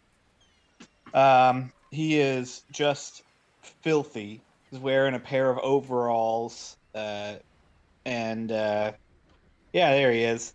He's got goggles of various sorts that look like they can be adjusted in various ways, slung around his neck. And as you approach, he is kind of muttering under his breath, and you notice he has a wrench in his hand, and he keeps smacking at the side of this boat that you guys are standing next to. And as he's smacking it, there's a robotic dog, which is leaking oil on the ship and sort of like mechanically barking at him while he's clanking it. It looks like that.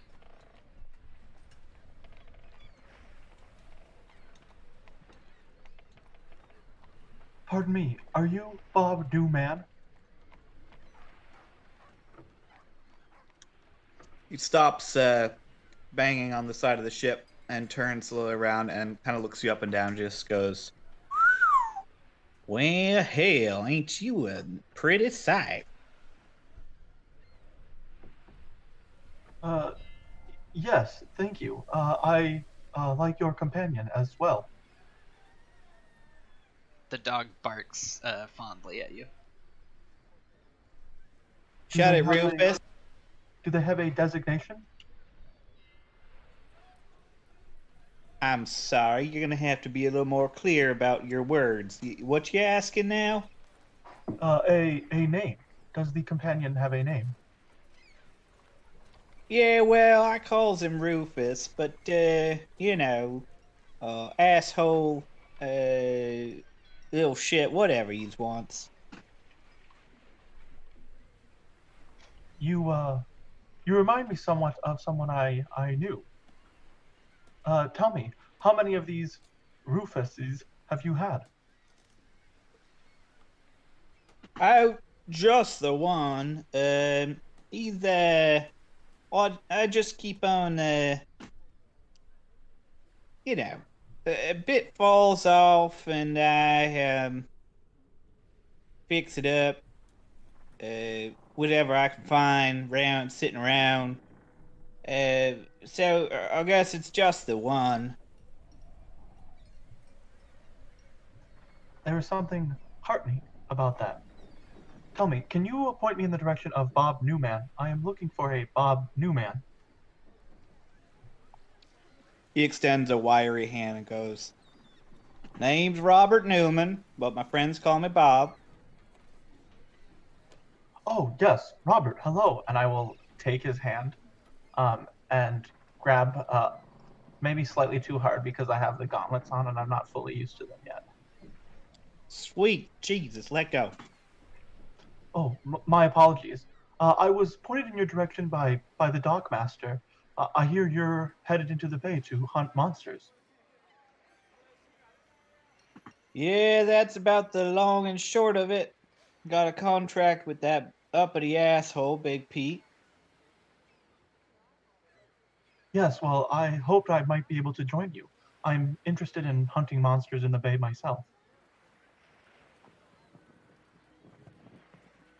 He kind of looks you up and down again and goes, "Well, shit, I mean, we're never gonna look down at a able-bodied crew member. Plus, if this ain't too bold, I wouldn't mind checking out your inner workings, if you know what I mean." Damon's silent for a second, then he says, no, I suppose that would be fine. You seem to have done well with Rufus here. I'm not concerned about that. Yeah, well, I mean, I'm not gonna do anything. Just looking ain't a crime, right? Yes, of course, no problem. So when will we depart? I'm interested in leaving as soon as possible. Well, you came when time was just the nickiest. We're about to set. If I can get this goddamn boat going. And he kind of backhand smacks the side of the boat with his wrench real hard. If I'm aboard, the rest of the crew's on there. I expect they'll want to meet you. As you smack the boat with the backhand, just kind of demonstrably, like this is the boat I'm talking about, it actually, the motor kicks on and it starts working. Well, slap my ass and call me mama. I guess we're ready to go. On the Damon? cruise ship, Damon, as you like sort of walk under, down into the lower area, you see a man in sort of plate armor. He is a here. Let me show you the picture. He is a aquatic elf, half elf, and he has like gills sort of in his hairline. He's wearing a set of plate that is covered in shells and other like barnacle-looking things. It looks like it sat at the bottom of the ocean for 1,000 years. But it also looks totally functionable. It doesn't look like it's falling apart or anything like that. So you get the feeling that it's perhaps a magically enchanted water armor. And as you walk in, you see him look up, and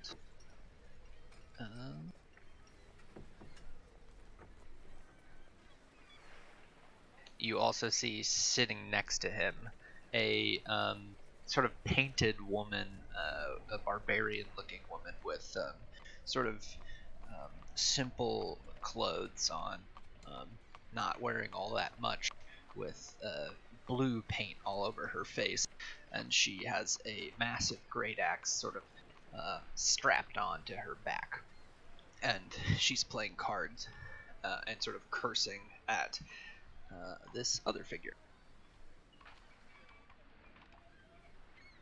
who is smoking a cigar and clearly winning the most chips at the table in this poker game. And the figure with the guild stands up and says, "Well met. I am Gallus." Gallus, wonderful to meet you. I am Defense Model 726, designated Damon. You may call me Damon. It's a long introduction. The cheater here is Xander, and he points to the guy with the most chips, and then he points to the other one, the woman there, and says, "And the sore loser, her name is Sheldenda." Xander, Sheldenda, lovely to meet you both. I'm very excited you have taken me on. Oh, I didn't even know we had another member of the crew, but you seem capable. What is it that you do? I was designed for fighting and defense, but after a somewhat unexpected turn of events in my lifespan, I ended up learning some magic, and it has come in no small use. Very well. Well, welcome aboard. We don't really have another bunk for you, but I'm sure we could get one working. You, No, that's no problem at all. I just need a small corner of floor to sit on. oh, well, fair enough. You don't leak all over the ship like that dog does, do you? No offense, of course. No, of course not. And my hope is that I will not end up leaking as a result of what we do here. He smiles, enjoying your joke, and says, "Well, you want to play cards? It's going to be a lot of playing cards until we find a monster." I actually don't think I took any gold with me at all. Um, Oh, okay. so I think that's what I would explain to them is that uh, I am, of course, more than happy to play the game with you, but I am currently without any sort of currency of my own. And the Xander sort of leans forward and says, "Well, we can take it out of your pay. You can just owe us when we get back." Yes, I actually will not be receiving pay for this voyage. And all of them look at you confused. And Gallus sort of looks at you and says, "You agreed to hunt dangerous monsters for free." Yes, well, the payment in this case is the hunting and killing of the dangerous monsters. Right. Yes, well, of course, that is a noble pursuit and an honorable one. He sort of agrees.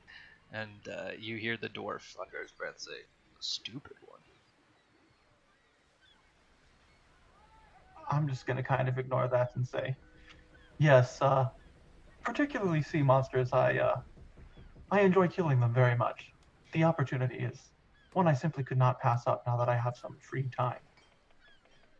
And from that, you get a nod of agreement and like-mindedness from the barbarian woman who has not said anything yet.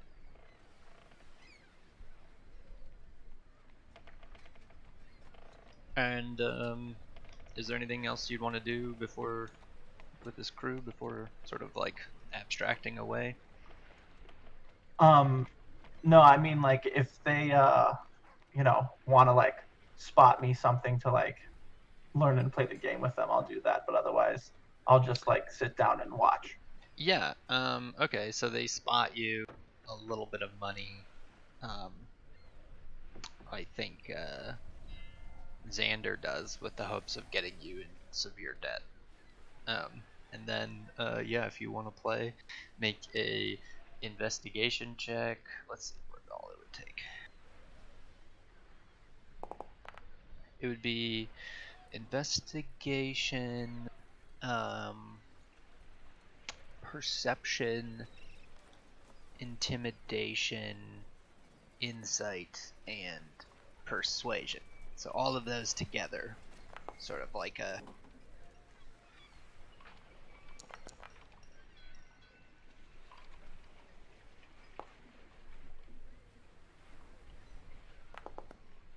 Okay.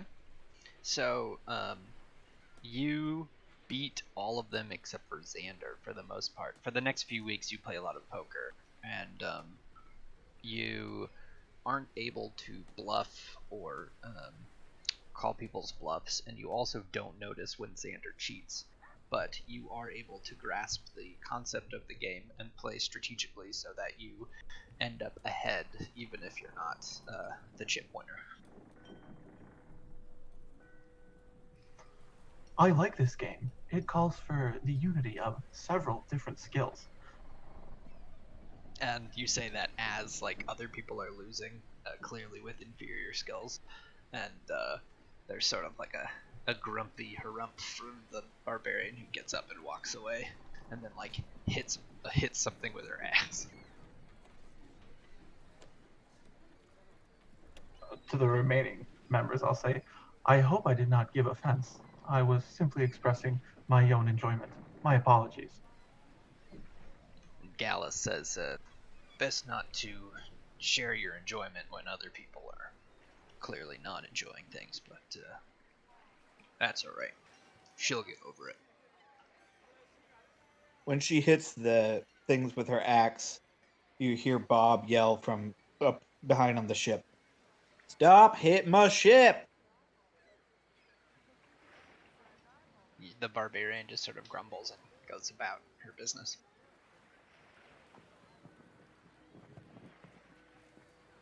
Gallus, may I ask you a question? Of course. You three seem well equipped for fighting monsters. Bob seems to be past the prime age for such activities. How did he wind up in this line of work? Do you know?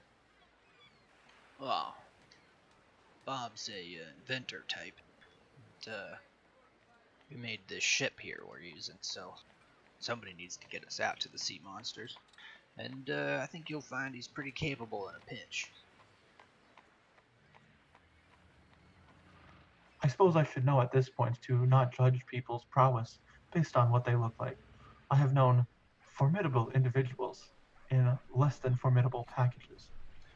Yeah, he doesn't have much of a punch to him, but He's a tough old bastard. And what of Rufus? Is Rufus capable of taking care of himself? Yeah, Rufus. Kill half of us. That's a tough dog.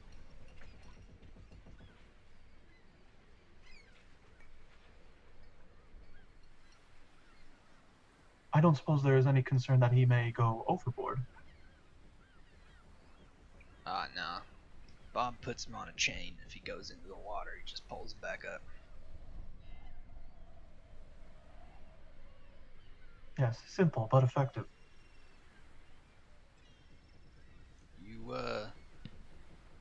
You float? Something like that.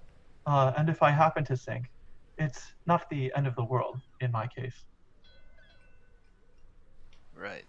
Well, likewise. And he points to his gills. Yes, those seem quite useful, and I can't help but notice your armor seems to be of a very unique make. Yeah, it's good for swimming in, despite being made of metal. Is it magic? Do you mind my asking? Yep. Call it Mariner's Plate.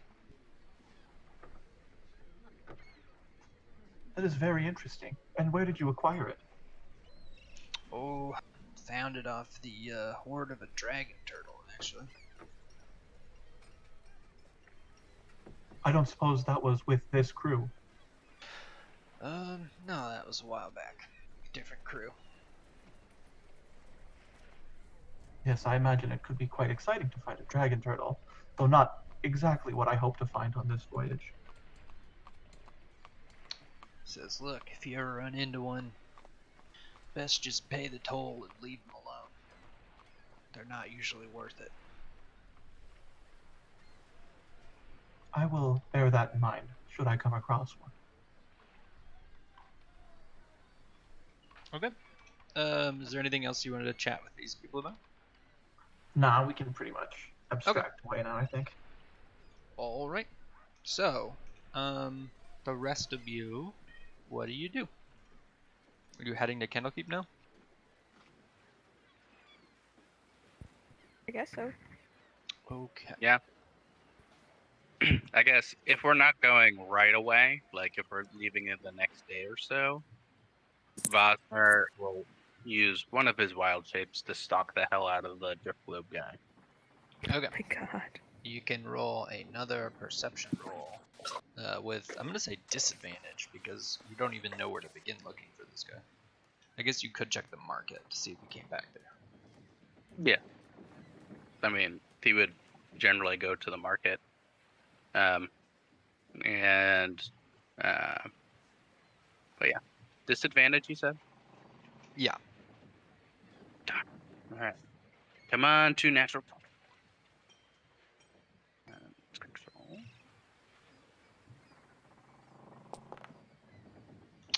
Oh Ooh, my it's not bad. god. Yeah, you fucking find the guy. He's at the market the next day.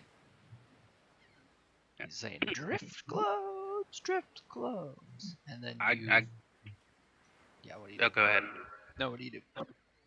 Oh, so I'll be like a smallish animal, something that's not easily seen. And what kind of animal? You gotta be specific. oh man, Because, this is a city. Different animals will be responding to different. right. Did I notice like any sort of like rats or mice or things around? I mean, there are rats in the city. Right. I will stay not by food crates, but by inconspicuous barrels or something. Roll stealth as a rat. Do rats have stealth? I don't think so. Okay, cool.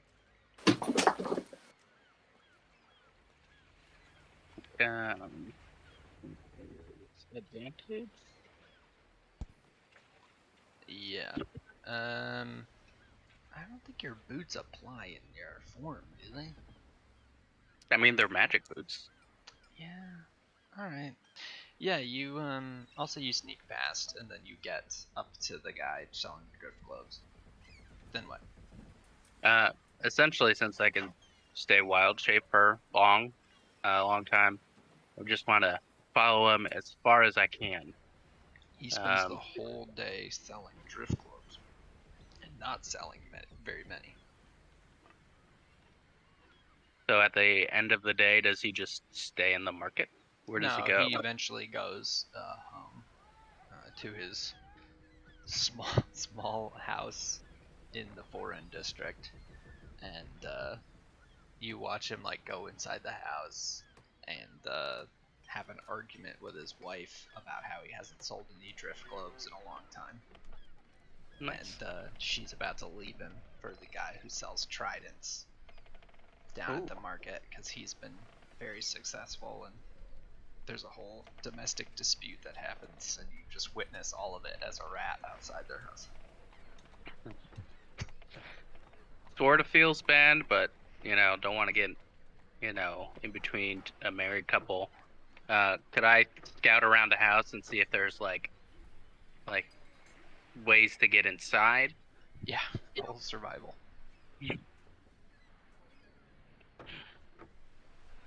Survival. Yeah, you find a hole and you could weasel your way in, or rat your way in, I guess. I'll rat my way in. All right. I'm just looking for anything that would provide a connection to skeletons or bread or something, like places that roll stealth with disadvantage.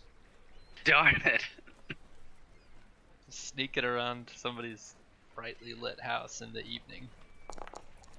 Yeah, you are spotted by the wife, who screams at her husband. See, if I was living in a house with Jimmy who sells tridents, something, and says, we wouldn't have rats. And she goes over to stab it with a knife. And so roll a d20 to see if she hits your ace. All right. She misses you. Nice. All right. I kind of do like a little rat flip, out of the way. Yeah. And try and hide in a darker part of the house. Do you try to leave the house, or are you just hiding in the house? Hiding in the house. Alright, stealth with disadvantage because she knows she's following you. Darn it. Yeah. She follows you, she finds you, you've like snuck into a closet. Alright. And she swings at you wildly again and misses. Still gonna try and find well, now that I know where he lives, I can come back another time. Is there a way that I can get out of the house? I don't know, what abilities do you have? Yeah, you could try to use survival to find another way out, or you could try to get past her and go the other way and get out. I'm gonna try and find. Is there a mouse hole or a rat hole here? Roll survival to see if you can find a new exit. Yeah, you find another rat hole and you go into that hole, and there is like 3 more rats just like looking at you as you walk in, like wild-eyed, like they don't know who the hell you are. Right. I explain to them in rat, since I am a rat, my situation. I don't think rats can talk, and I don't think they have language. I squeak at them, trying to explain my situation, and see if I can get out of the house. Alright, I'm gonna roll a d20 for their insight. They fucking get you, man. They understand that you need to get out of here, and they lead you to an exit. Awesome. as the lady tries to stab the wall with a knife to no avail. All right. Am I outside of the house now? Yeah, you're outside in the street. So there's like no basement or anything, or like weird No, there's no like cellar in this house. cellars. Are they by a like a cemetery? No CD people There's around. I don't think there's a cemetery, but you're in a back alley that you could probably just like duck into if you needed to. Okay. All right. So no connections to a very dapper necromancer to be found. No. And frankly, I'm not sure where where you're getting that connection. He just knows something about skeletons. Bosner does? No, the guy. What is the You know, guy know about skeletons? I don't know. I'm trying to find clues. Okay. Well, I don't think you found any, though you did disrupt a couple's evening. And you hear her shouting about how this is the last straw and she's out of here as soon as you leave. All right. Well, now that I've thoroughly wrecked a home, I'm gonna go back to the guild. Okay. You show up at the guild at night. Is the rest of the group there? Now it's just Varel, Terran, Bosner, and Isolde, right? Yeah, I think so. Yeah, Taryn's there. Okay. You guys want to have a chat before you go to bed? Have we seen Taryn since earlier in the day? I don't think so. No, because he spent the afternoon with Evander. Right. Well, when Izzy came back, she would, say hi and ask him how things went with Arvine. He's in good spirits, because hanging out with Evander is charming. But he'll kind of shrug and say, it went as well as could be expected. It doesn't seem like there's good solutions, but the guild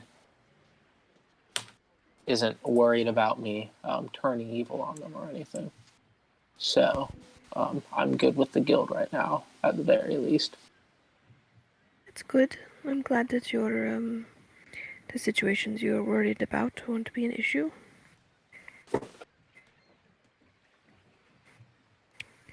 But we'll find a solution. Mm-hmm. We will. Yep. He'll say that he's planning on visiting with Rusty for the rest of his time before they meet up. Just to fill him in on what's been happening, because Rusty had some interest in the goings-on. Oh, interesting. That'll be nice. So I suppose we will part ways tomorrow then, and you will head down towards the bay? Yeah. Say hi for me. Will do. She'll give him, 2 of her little paper bird things, so that if he ever needs to send a message to them, he can do that. All right.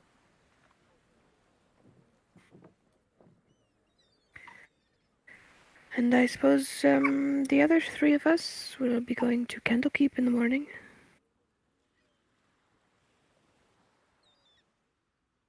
Yeah. Should be fruitful, I hope.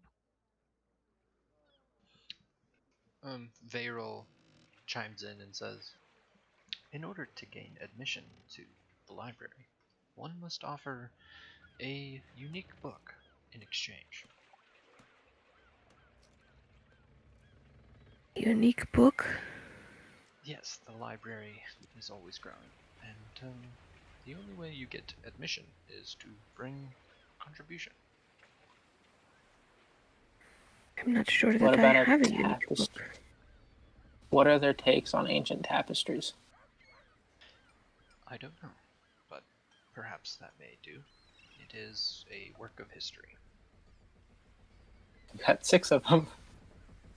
That might work.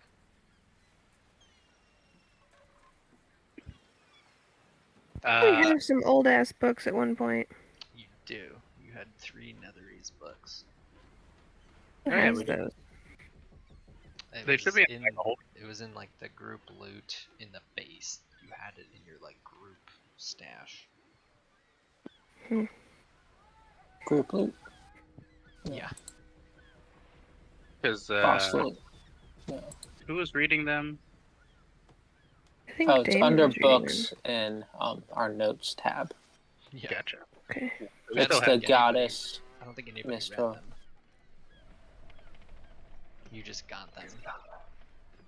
I probably shouldn't give them away then. Well, I mean, you could read them and then give them away. Maybe That's we fine. can give them away and read them at the Candlekeep Library.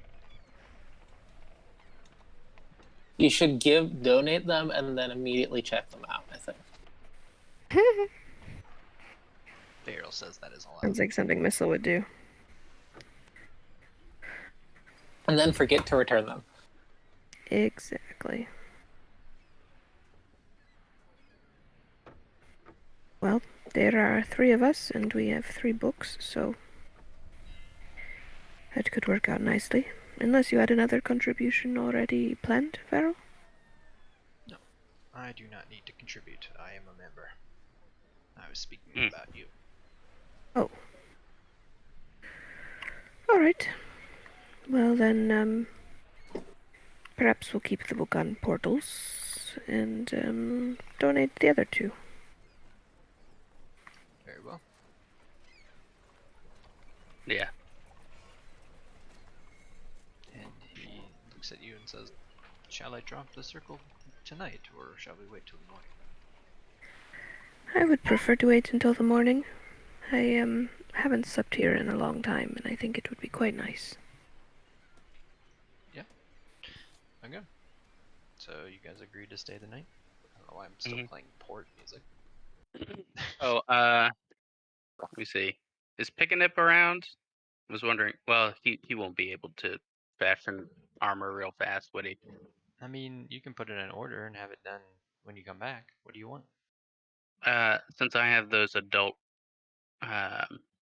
white dragon scales, I was wondering if you can add them to my current chainmail. Oh. I don't know Yeah, if you but can do it'd be expensive to sort of like double up. more than 500 guild coins. Probably not more than 500, but that might be a substantial chunk of that. Would you be cool with just increasing? Maybe it would like increase the AC by 1 and give you resistance to cold for 500. We can do the math later, I guess. Yeah, I suppose. But yeah, you put in an order to have those worked, and we'll figure out what it is by the end. Cool. Okay. So you guys go to bed. Is there anything anybody wants to do before sleep happens?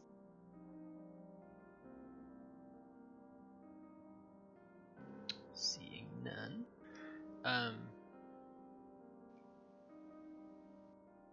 For the first time in a long time, you guys enjoy the comfort of your beds in the guild, and sleep comes pretty easy. You, all of you dream about different things, how you got here, your past old guild members. You see Aristos and E and Missile all sort of waving at you, talking to you, Demarcus as well. Sort of have all these memories of people you met here and who have since left. You think of Porter and the members of Gopher Squad and the members of Owl Squad who disbanded and went their separate ways. You think of all the random people that you've interacted with over the years. And the sleep is peaceful and sort of nostalgic. except for Vosner, who, having not slept in this bed for a while, has sort of almost forgotten what it was like to have an intense, sort of prophetic dream. And in his sleep, he sees the calm, empty, starless sky as he sort of stares out into a realm of shadow. And you sort of stand up, Vosner, and get your bearings. What would you like to do? Do I see anything familiar? Make a perception roll for me. Okay.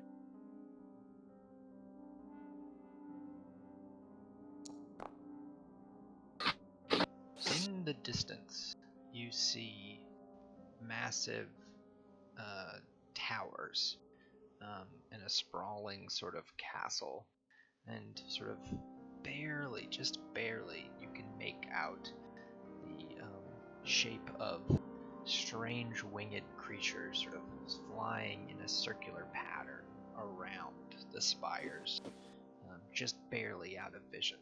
You just see some motion over there.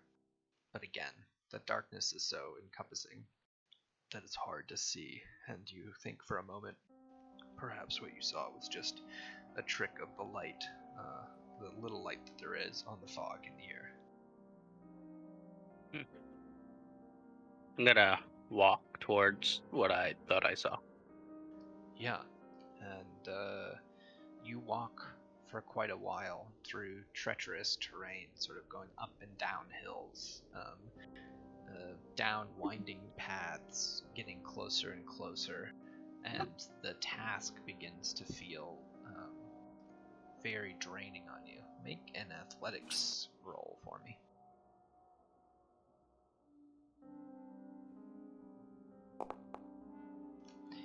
You push on and get closer and closer, and as you reach the or get within more close vision of this building, you notice that a lot of the building has crumbled. The towers have fallen, that it is in disrepair, and you hear. Let's make a perception roll again. Okay.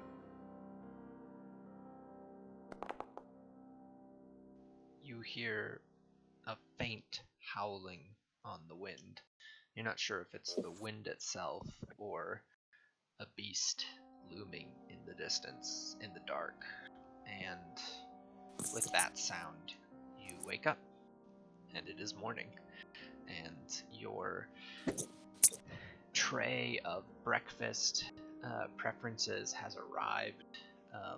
Sort of the default breakfast that you were given once you first came here, when Aristos sort of told the cooks what you guys wanted, and you guys wake up to that breakfast that you haven't had in 5 months.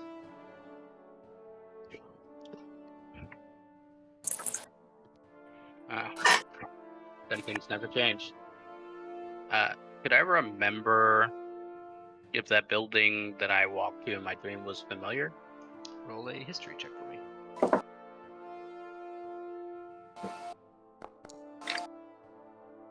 Nope. You've never seen it. Okay.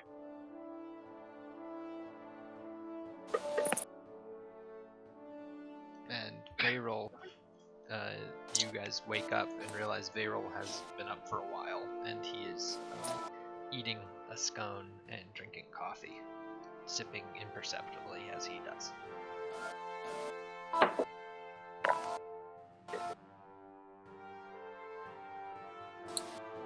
How did everyone sleep? Wonderfully. How about you?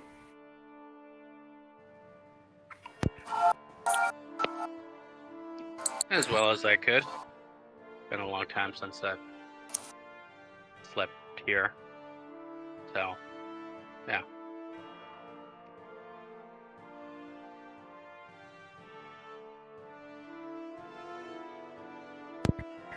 Well, I'm excited for today. It was nice to sleep in my bed again, but it'll be cool to see somewhere I've never been before.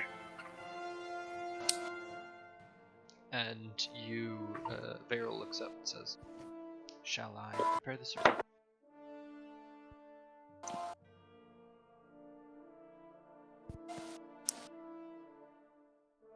I mean, I'm pretty much ready, unless my armor's ready. No, it's not ready. Alright.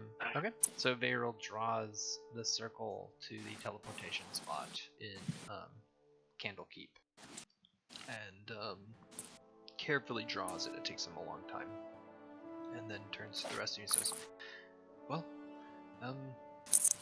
I don't have a way back here. Perhaps before we go through, I should talk with Marin and get clearance to use their circle here." And Yeah. he leaves and goes and has a discussion with Marin in private, and then comes back having learned the Mossstone teleportation circle location, and then says, "Very well, shall we?" Are there trees inside the guild on the druid level? Oh yes. So one thing would be that Fosner, in your day between, perhaps you would have gone to the druid glade where you would used to spend time with Arcanus, and you could basically learn that teleportation circle, aka learn that tree. Yeah. Okay, so you memorize the tree there. And so now you can teleport to Mossstone, so make sure you take a note of that. Yep. And you guys go through the teleportation circle. And this is what you see. It erupts outside of Candlekeep, which is this vision.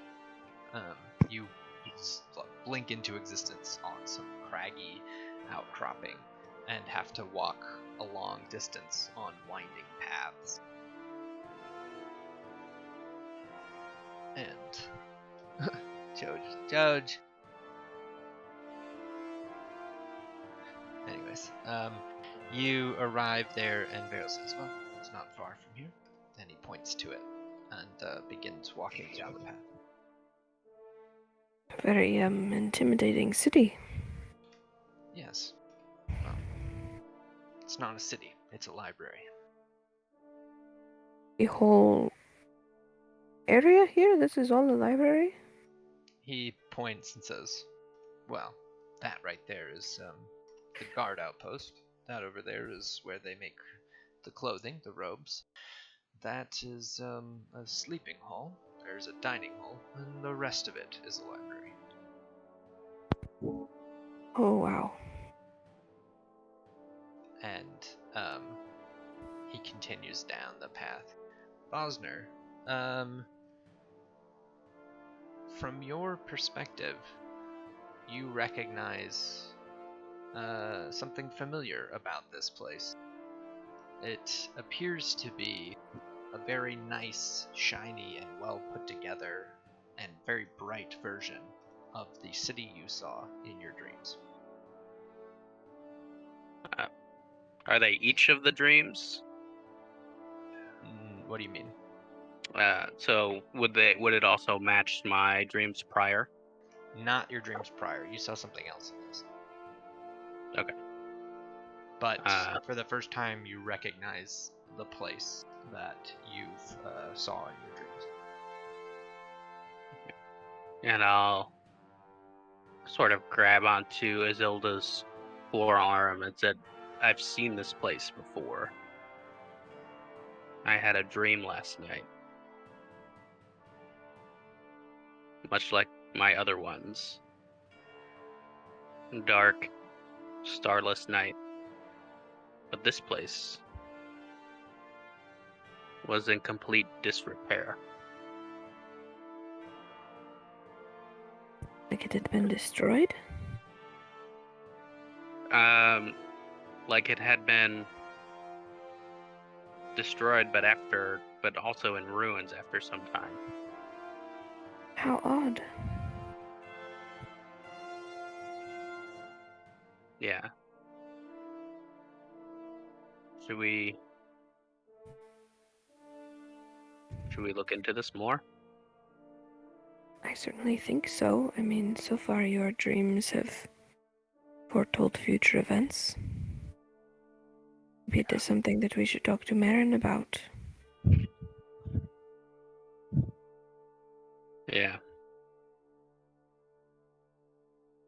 Maybe we should. I don't know if we need to keep this from Beryl. No, I don't think we need to keep anything from Varel. All right. Just don't know what it means yet. He might know though. He could help. Let's tell him once we've gone through all of. Once we get accepted into the library, then. Sure. I mean, maybe we can talk about it tonight, after we learn some more about the area. Mm-hmm. And you guys follow down a difficult winding path along the seacoast until you get to Candle Keep. And at the gates, you are met by 5 priests who stand in robes. And in front of you are these massive, like, iron gates that seem to be infused with magic. Just gargantuan size. And standing behind the gates are 5 priests in robes. And Varel sort of steps forward, hands behind his back, and nods to them and says, we have donations for the library.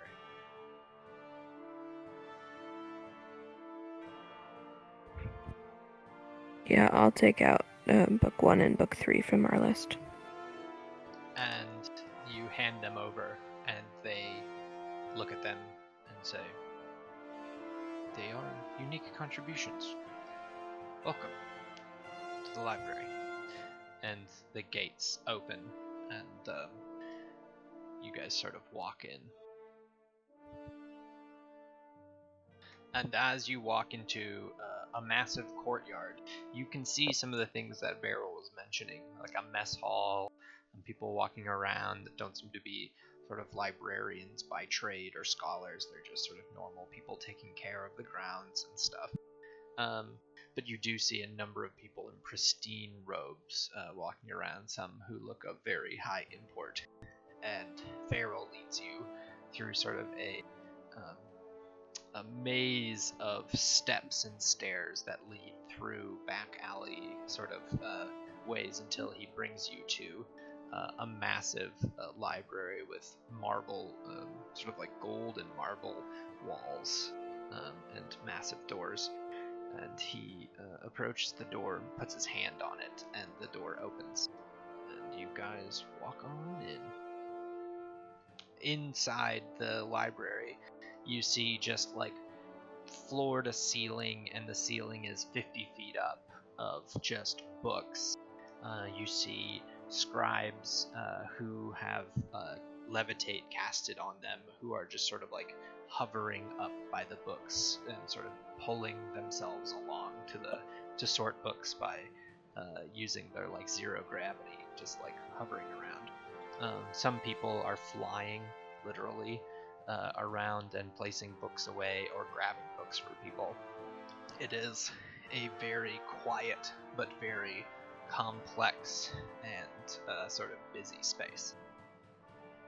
And Varel sort of continues to walk along completely silently, making no sound with his magic boots.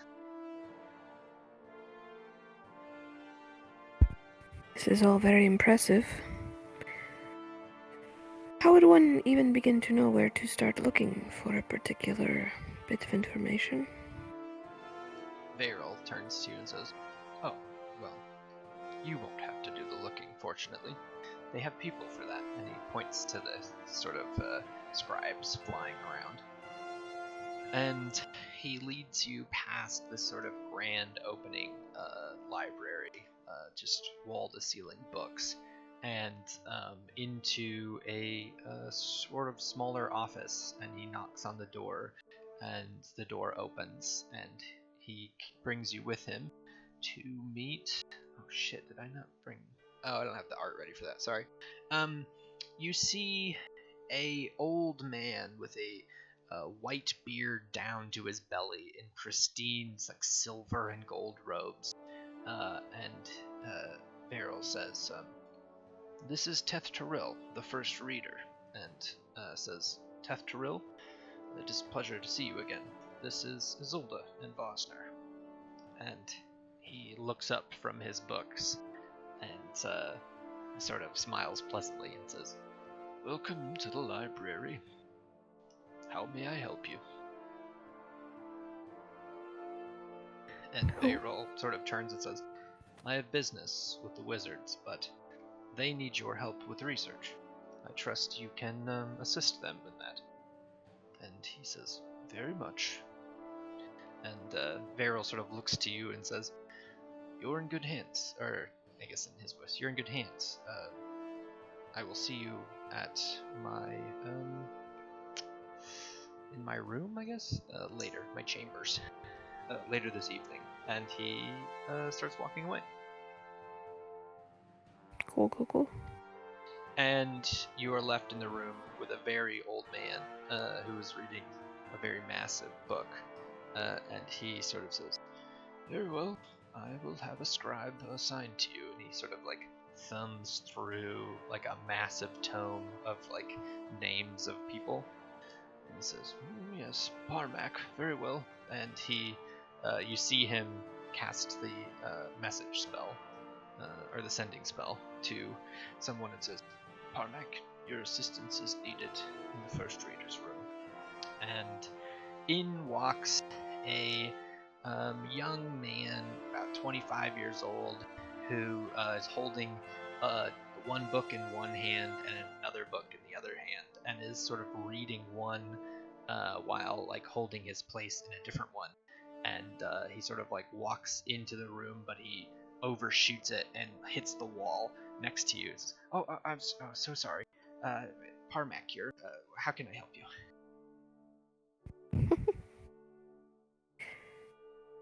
My associate and I are looking for books on the planes and traveling between planes, Oh, planar knowledge in general. And okay. the Shadowfell, if you have anything on that. And he turns to Teth Terrell and says, what's their clearance?"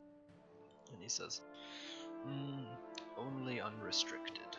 And he says, "Oh, very well.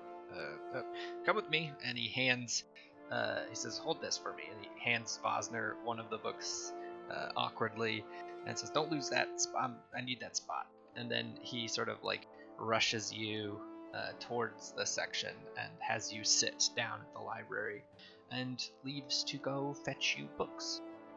And you spend the better part of a day waiting for him to bring you books, and then sitting down and reading through dusty tomes. And as soon as you don't like one of the books, or don't find it interesting, or can't get anything out of it, you hand it back to him and he returns it. It's sort of this exchange for a long while.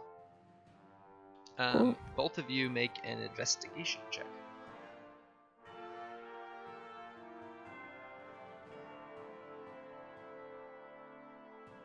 My computer's on the fritz. Could you roll it for me, John? Yep.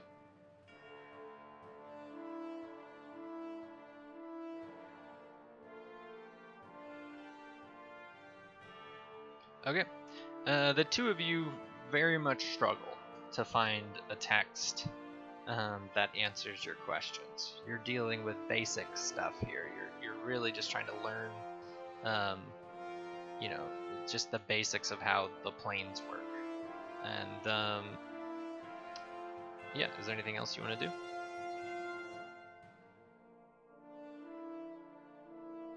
I want to look for maybe stories of people that have, I don't know, transversed through the planes, or like Yeah, okay. Something similar to what the Dryad described, but maybe like in, not necessarily academic stuff as well, sort of like broaden the genre area. Yeah.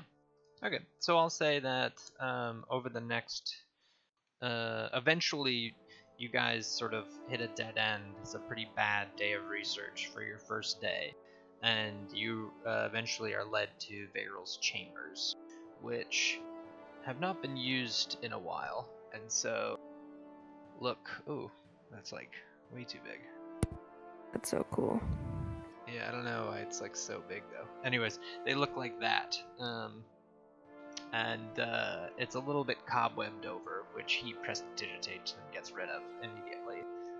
So it doesn't look like this for long, but this is sort of an old part of the library that Varyl is sort of given to do his studies.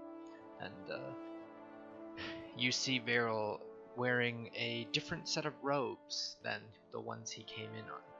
And he sort of looks at you and smiles and says, I have been promoted.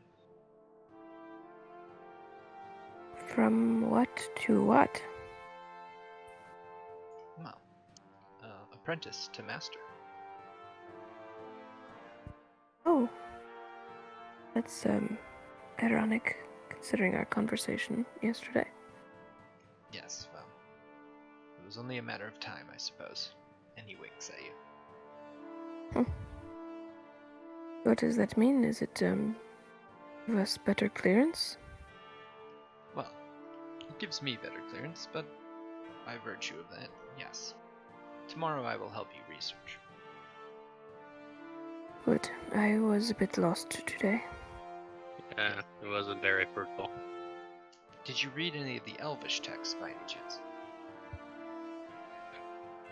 Certainly not. I can't read Elvish. Me neither. Oh, well, that's gonna set you back quite a deal. You need to be able to read the original Elvish in order to fully understand the planar travel system. Well, then it's a good thing we have you to help. Indeed. And I'm going to say we'll cut to black on that, because eventually next week Dylan will be back and we can do more with that. Unless there's anything else you want to do at Candlekeep immediately. No. Okay. So I think we'll also wait on the Rusty thing. What I wanted to cut ahead to was something I prepped for this session, which is that about 3 weeks in to his nautical adventure, Damon, with Bob Newman, they eventually do find a monster. They have been fighting some lesser things, and they've killed a few sharks and have sort of saved those bones in case they need some sort of proof of monster slaying, but they're beginning to worry that they're not finding what they need to find in order to fulfill their contract. And about 3 weeks in, something attacks the ship. And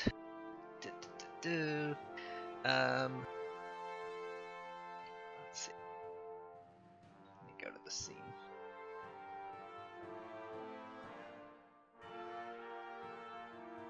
Okay. Don't know. Can you guys see this? No, I don't have vision for it. Okay. I can see it. Alright, what about now? Now I can. Okay. So you guys or Damon is aboard the top of the ship. We'll actually say he's probably lower down. Probably in the hull of the ship, as is the rest of you. But now I'll say Bob's at the back, controlling the steering when he shouts out that something's coming. Oh, I guess I need the dog too. And now the question is, who wants to play as Gallus, who wants to play as Xander, and who wants to play as Treldenda? I was so hoping you're gonna say that. That's dope. Who's what? Xander is a thief rogue, Gallus is a glory paladin, and Traldenda is a storm herald barbarian. Oh. I want to be a barbarian. Okay. Let me configure. Johoff is owner of Bob Newman now. Can you move Bob around? Tim? I'll be Xander. I'll be the thief. Okay. Traldenda is Fossil. Xander.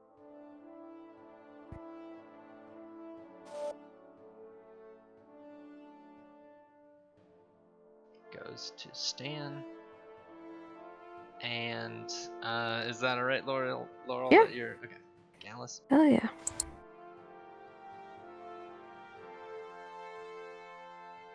Okay. Can everybody move their tokens and see their character sheets? Yeah. Cool.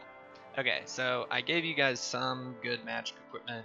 I did import all these characters from D&D Beyond that I made last night, so if there are problems, we can iron them out. For the sake of narrative, if these characters die, that's what happens. That's totally fine. It doesn't really matter. So, I mean, if Bob Newman dies, that kind of sucks. But anyway, so We'll feel kill free a to- third of Tim's character. feel free to die as heroically as you'd like, and we're gonna go into a little battle as a massive creature emerges from the water.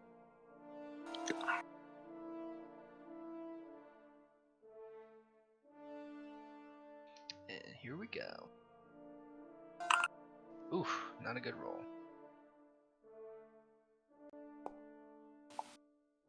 Let's get some battle music though.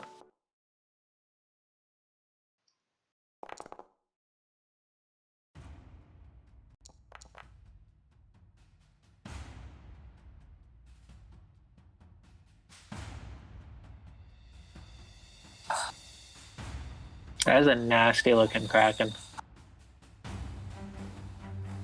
Yeah, he's a big That's excellent. He's one with teeth. That's freaky. So many teeth. Yeah, he's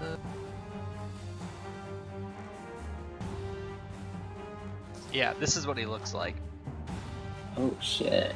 Holy but crap. It only zooms in on the Dope. face. That's fucking terrifying, man. I'm so into this. And so we go to the first round of combat as oh, you didn't roll your initiative, Gallus. Okay. So, wow, look at you guys with your fucking stellar initiatives. Nobody below a 10. So, the Kraken emerges from the depths, and something in Bob Newman's ship detects its presence, so he warns you before it even hits. And as soon as it emerges from the water, you guys are already on top of it, ready to go. Damon, what do you do? Damon mutters to himself, "At last," and then pulls out Inferno and casts Haste on himself immediately. Go for it.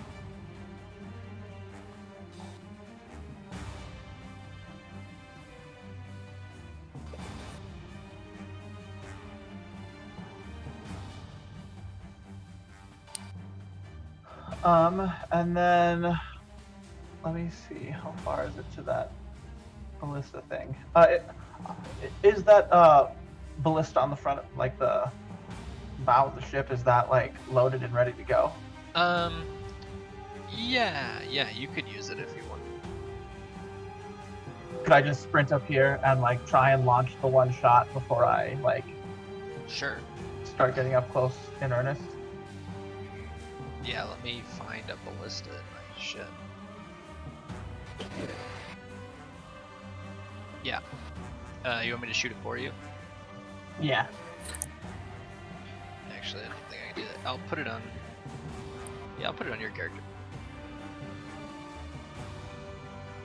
You have a ballista now in your inventory, so just target the Kraken and click it.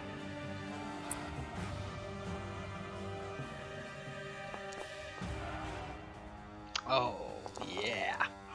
Nice.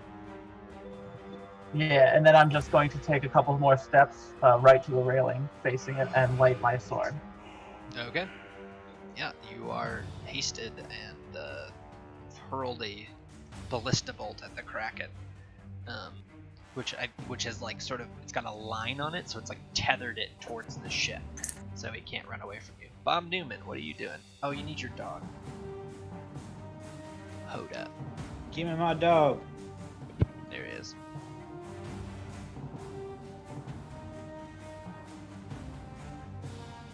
Thank you. All right.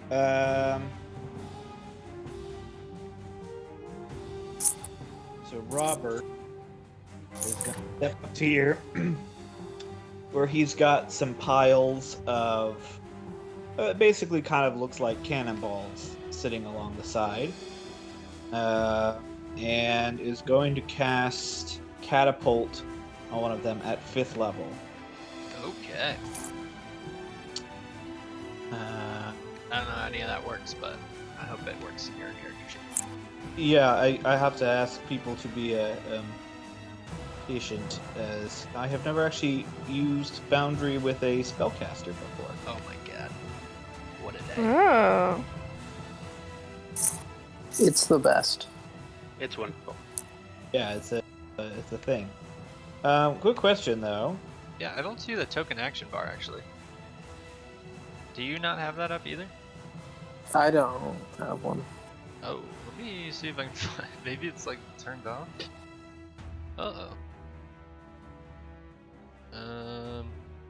Token action HUD is enabled. Where the fuck is it? Token magic. The fuck?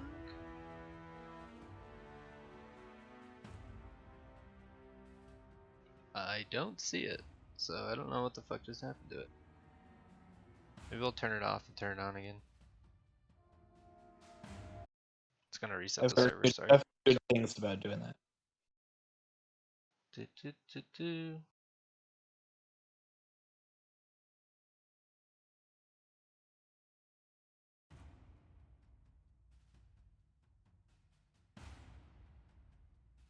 So while this is doing that, for some reason the spell slots I have in Foundry don't match up with the spell slots I have on D&D Beyond.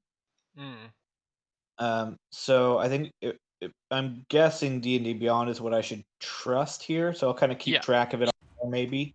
Yeah, that's fine. Okay. Yeah, I don't know what the fuck happened to token action HUD, but it's not working. It's really weird. I probably should have run updates before, but I didn't.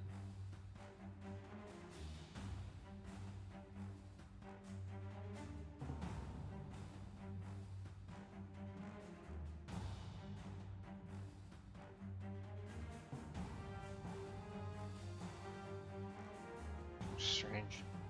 Yeah, sorry, you're gonna have to click it from your character sheets. Luckily, this isn't a super important combat, so.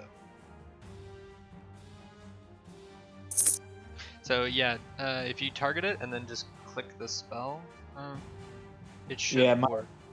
Loaded back in. Oh yeah, my bad.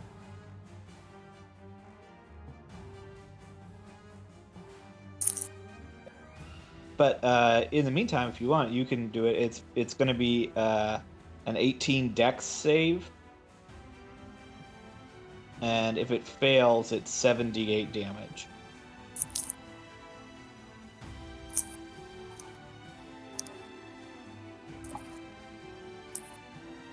Yeah, you catapult a cannonball at this Kraken as he emerges from the water, and the cannonball flies directly into his mouth and hits the roof of it and like slams into it, and he like blood like spurts out in the opposite direction. No. Is that your turn? Yeah, I'm gonna yell to Rufus. Stay down, Rufus! so that he takes. I think he automatically does anyway if I don't give him a different command, but he'll take the dodge action on his turn.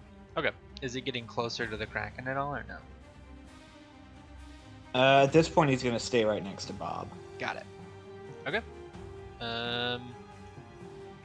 Treldenda. You also, just to note, have a ring of water walking, so you can run at this thing on the water. Awesome.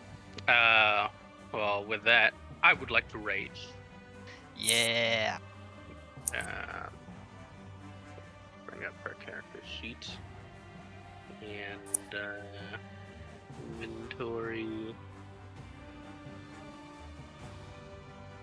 Where's the Rage should be in features. Sure.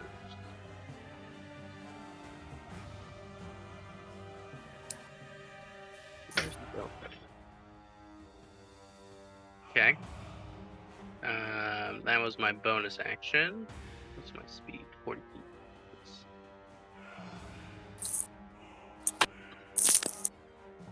Alright, I will go up and attack the Kraken. Alright, you get 2 attacks. Okay. From my Your vicious great axe is what you have. vicious great axe, right?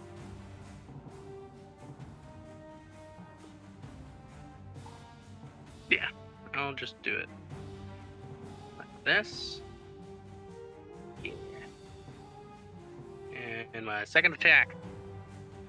Oh, ooh, you miss. So, Treldenda runs out on the water and starts cleaving into this Kraken. Is that your turn? Yeah, I think that's all I got. Alright, Gallus, you're up. Alrighty.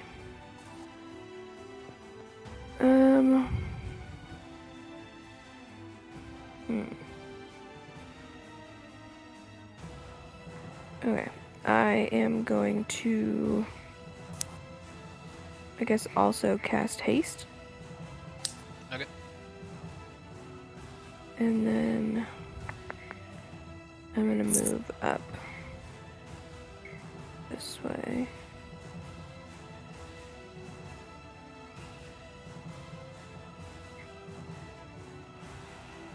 And I guess I can't, yeah, I guess that's it.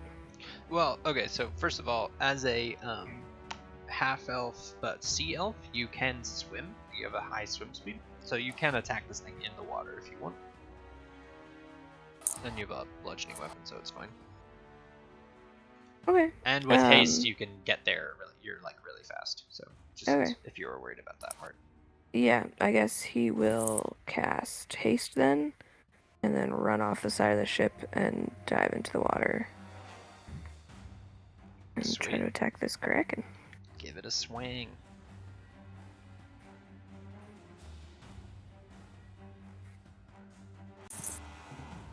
Oh, a crit on your first barbarian or your No. first hit. You gotta smite that shit. Yeah. Oh yeah, Because it doubles the smite too. that's right. Yeah, I will smite.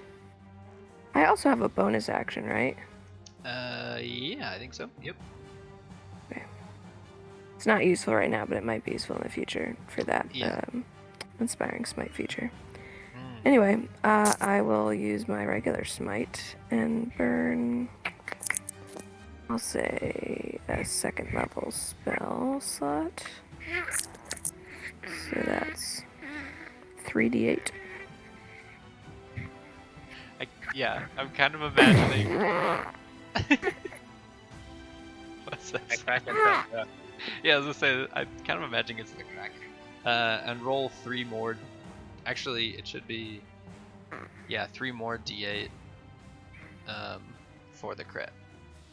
Or I guess We're not max. just doing max. No, we do Yeah, max. that's- You're right. So So 24 it'd be plus 24. 5. That's an extra 29 damage. My smite Yes. did more than my actual hit. Oh yeah, that's usually the case. That's Yes, awesome. so you slam in with your warhammer and hit it in the critical spot, and cave in part of its base with the hit. And is that your turn?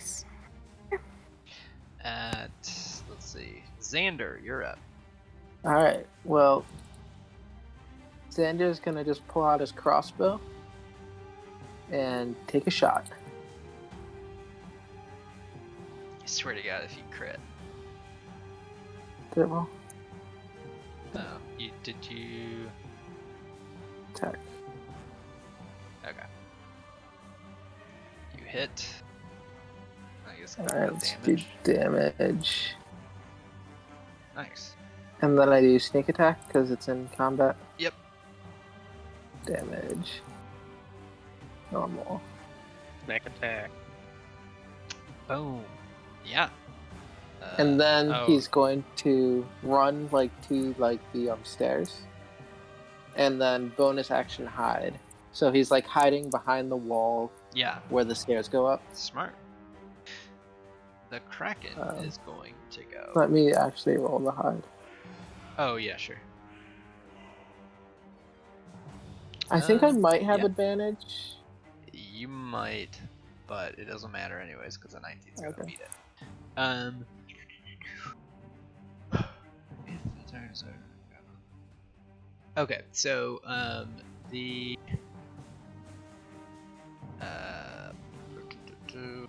multi-attack makes 3 tentacle attacks, and okay, so it is going to attack Treldenda.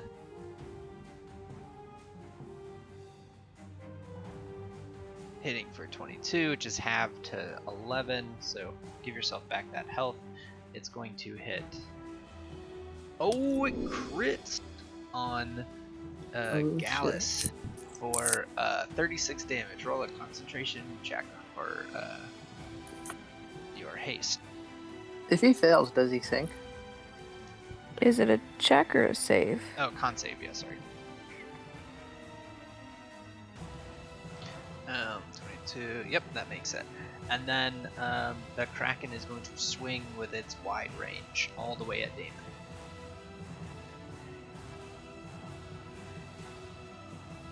And Damon. Oh, it doesn't hit you, does it? It does actually with a 22. It just meets my AC because I took Okay. off my cloak of protection, but I will react with shield. Okay, undoes the damage. And that is its turn. Yep. Damon, it is your turn. Damon will turn and say, Xander, see if you can get this thing reloaded before jumping overboard. And just sprinting right up to take a couple swings at the Kraken.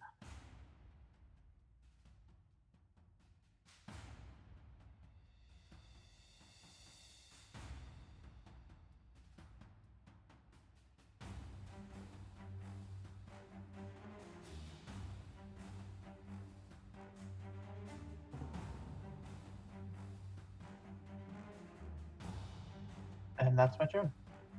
Okay. At the end of your turn, the Kraken strikes you with a lightning storm.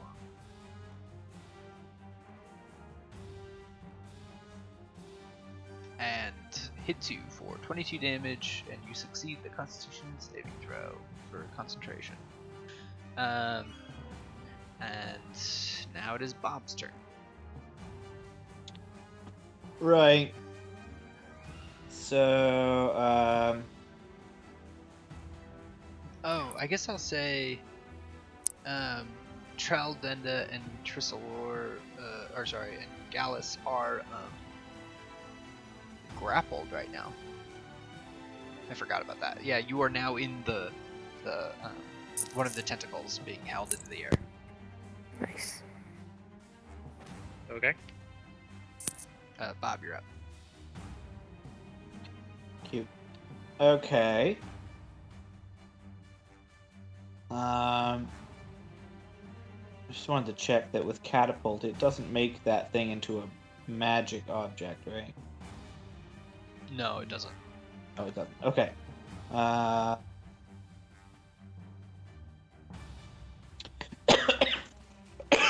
Excuse Excuse me. So Bob is going to reach behind him and whip out a banjo that was strapped to his back. And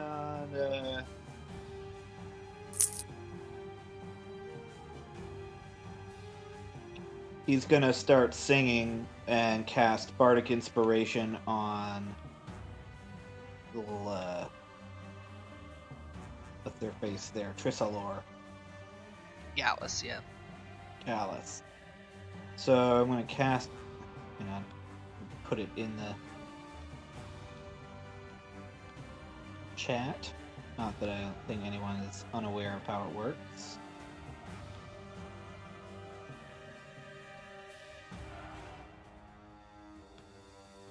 He's an artificer bard. He is. All right, so Gallus has inspiration. Yeah, so he starts twanging on his banjo, and you hear him sing, "Well, I'm glad to be on Bobby's boat, where at least I know I'm free." And then your character dies of old age immediately. and then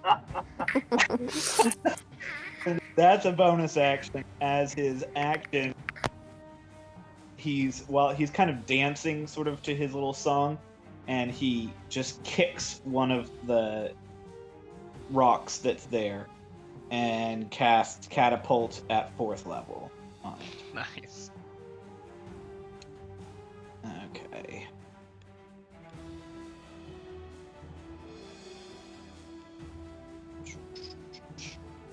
There it is.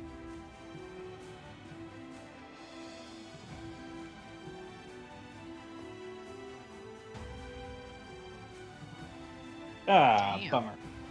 No, you hit it. Oh, wait, no, you didn't. No, it's saved with a 24. Ooh, yeah. So it doesn't hit at all.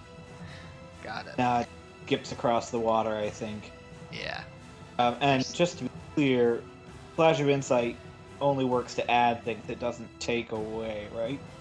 Or Flash of Genius. Yeah, correct. Right. Adds 5 to it. Okay, cool. At the end of your turn, the Kraken is going to try to hit Damon with a tentacle. And he does. Damon succeeds his Constitution saving throw. And it is Trell's turn.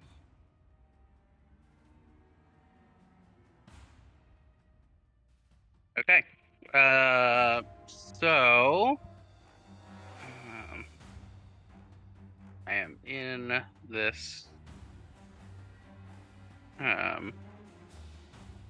thing now. Yeah, right? you're grappled, but it doesn't affect your combat ability. You just can't choose where you move. Unless you want to break free. Break free. Okay. I guess I will well, first, as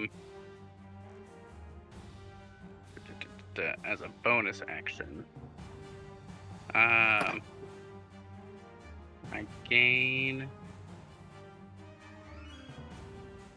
I have resistance against lightning, and I can breathe underwater.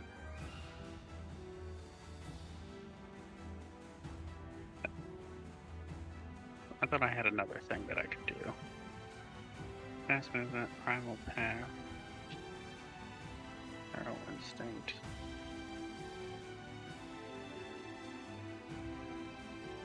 Oh, that's a part of my rate, right?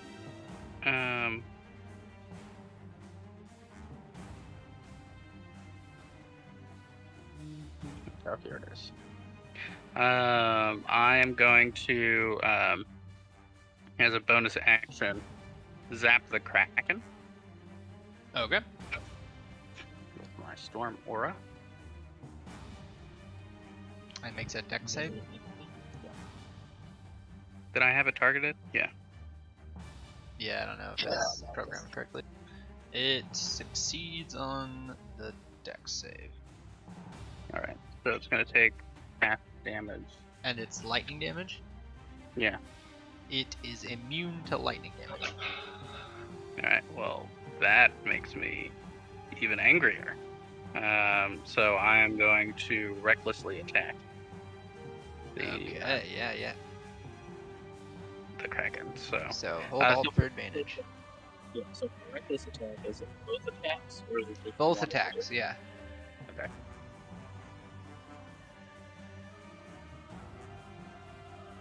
Did you roll? Oh, you have to actually click Oh. your attack. That's just Okay. the ability. So, inventory.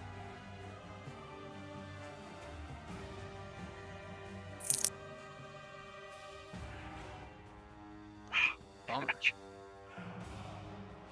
Okay, second attack. There you go.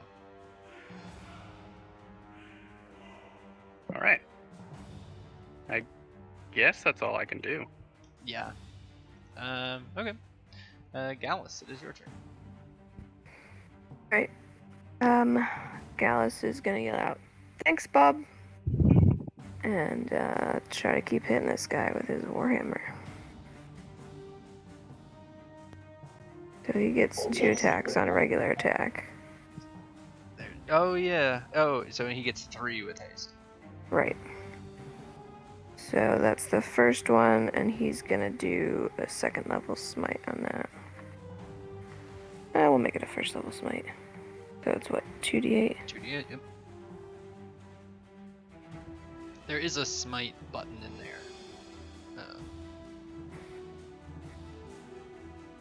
In like the features. Okay. If you want to just click it, but that's fine. And then, since he's smited, he's gonna use Inspiring Smite to give some temp HP to Damon. 2d8 plus the level.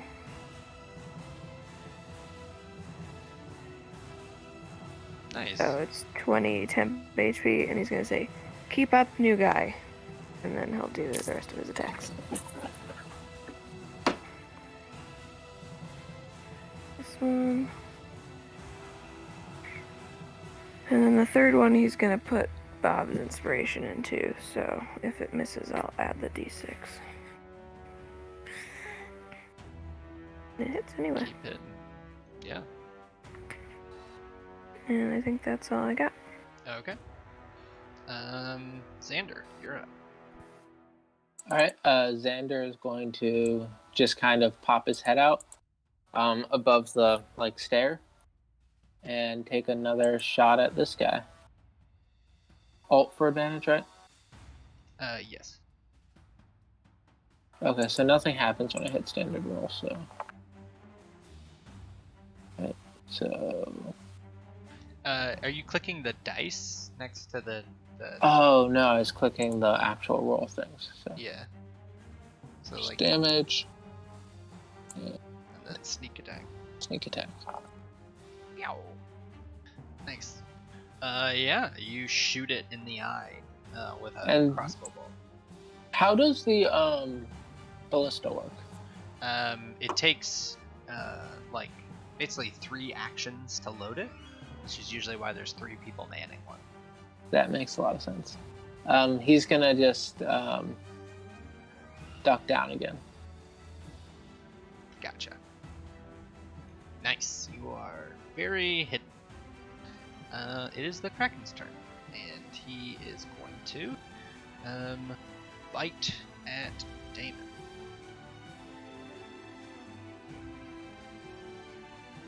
If we lose our robot on just like a one-off side quest,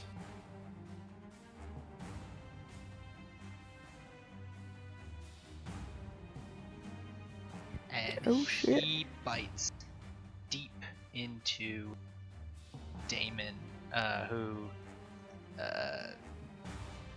gets ripped to shreds, and is now unconscious in the belly of this Kraken. Damon, Roll a death saving throw.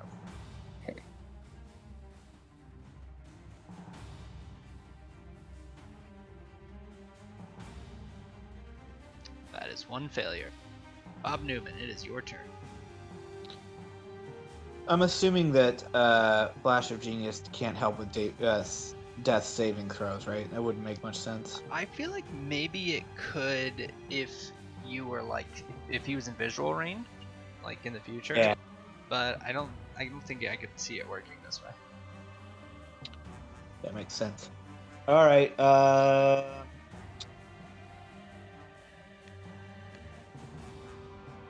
I'm going to. Laura, you didn't end up actually using that inspiration die, did you? I did. Oh, you did? I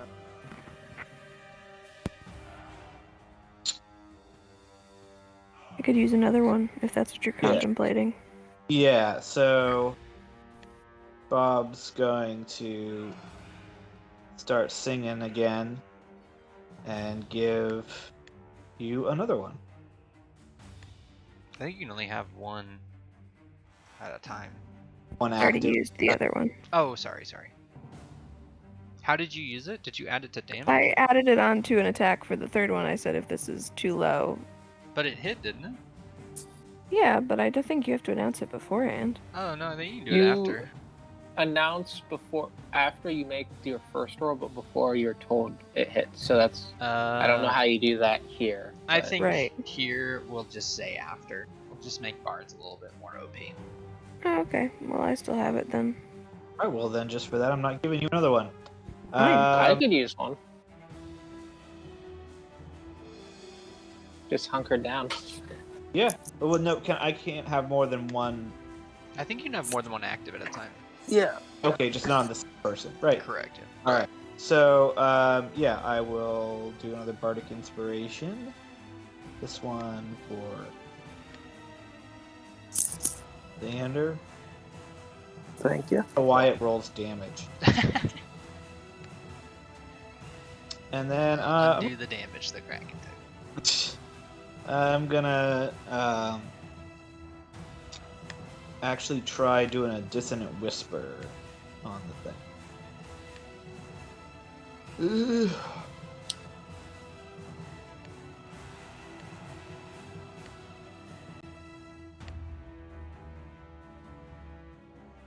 Damn.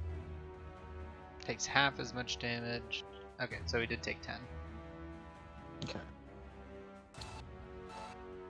Yeah, he like looks the thing in the eye, and then he plucking. He like twists ever so slightly at the tuning knobs on his banjo and starts playing ding doom doom doom doom doom doom, but it's really out of tune. Ooh, horrifying. Yeah, and doesn't do as much as he'd hoped, but it does some damage. Okay. And that's it. Trell, you're up. Awesome. Oh, sorry. At the end of Bob's turn, it's going to attack Gallus.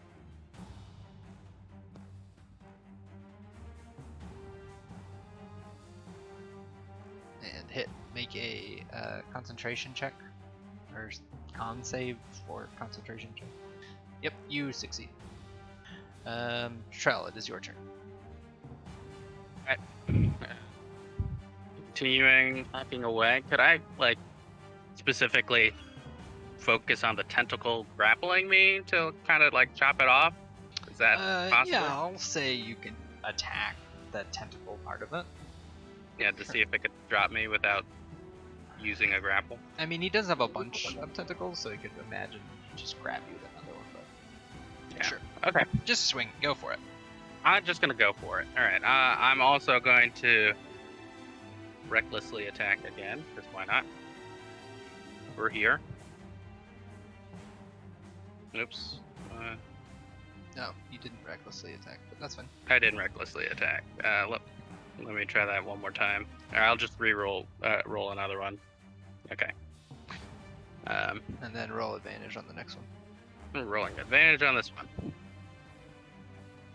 Damn, some Sweet. sad rolls. Yep.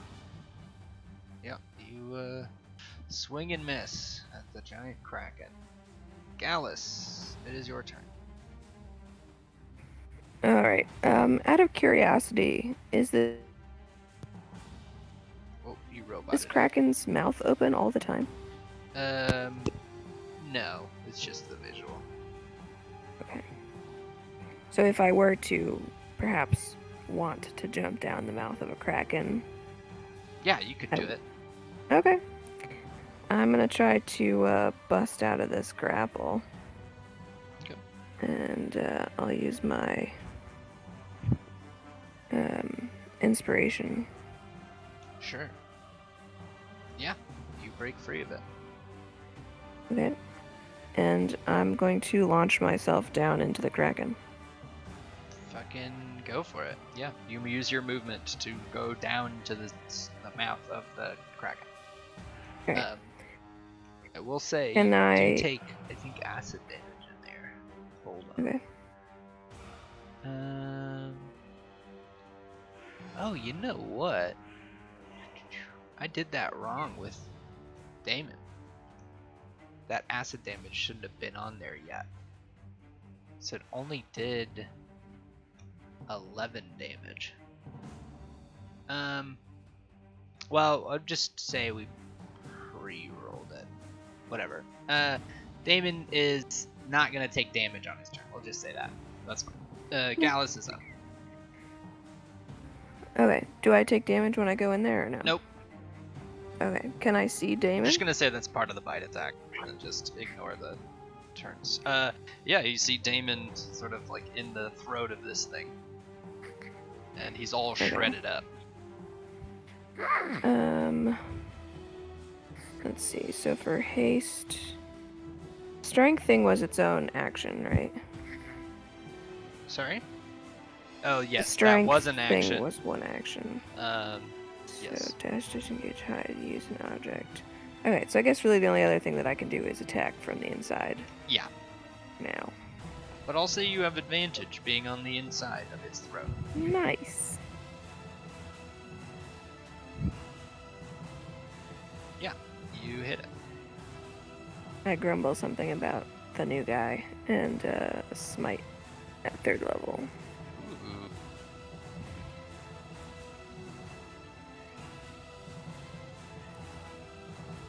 Nice. He is bleeding from the inside as you strike true. At the end of your turn, the Kraken will attack Trent.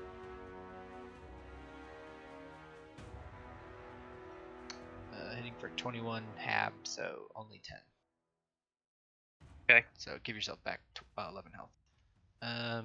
Is that your turn? Sorry, I guess I should ask that.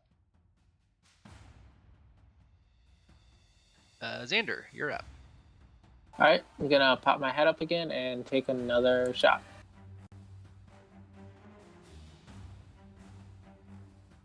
Yeah, you hit the other eye. Oh, you didn't kill it. Ah, so close. Has 2 health. Yeah, you hit it in the other eye and it starts bleeding terribly. And it is its turn, and it is going to with... Oh, before I Oh, finish sorry. my turn, I'm gonna stealth again. Just Got it. At the end of... Or at the start of its turn, it is going to... Now that... I think it's going to strike out at Trell with its tentacles, all 3 attack. 2 hits.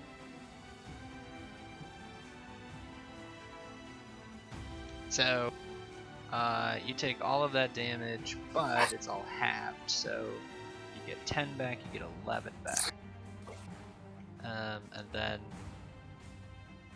1. Okay. No, it's like what? You should be at 31. 31. 31. We took 31 damage. Yep, perfect. And so it's on its turn, it smacks you 3 times. Boom, boom, boom. Damon, make another death saving throw.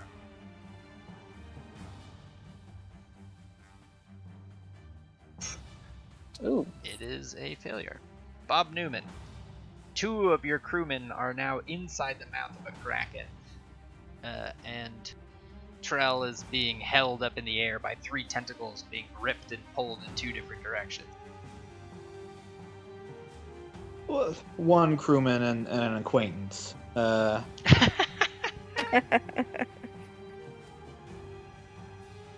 right. So, interestingly, I built this character without a single healing spell anywhere. Perhaps because I've grown used to having Izzy around. The kraken has 2 HP, by the way, if you can't see. So anything that like saves for half will kill it. Right. So I'm gonna do another vicious mockery. You mean Dissonant Whispers? Or yeah, sorry, Dissonant Whispers. That's I also had just mockery, but here we go.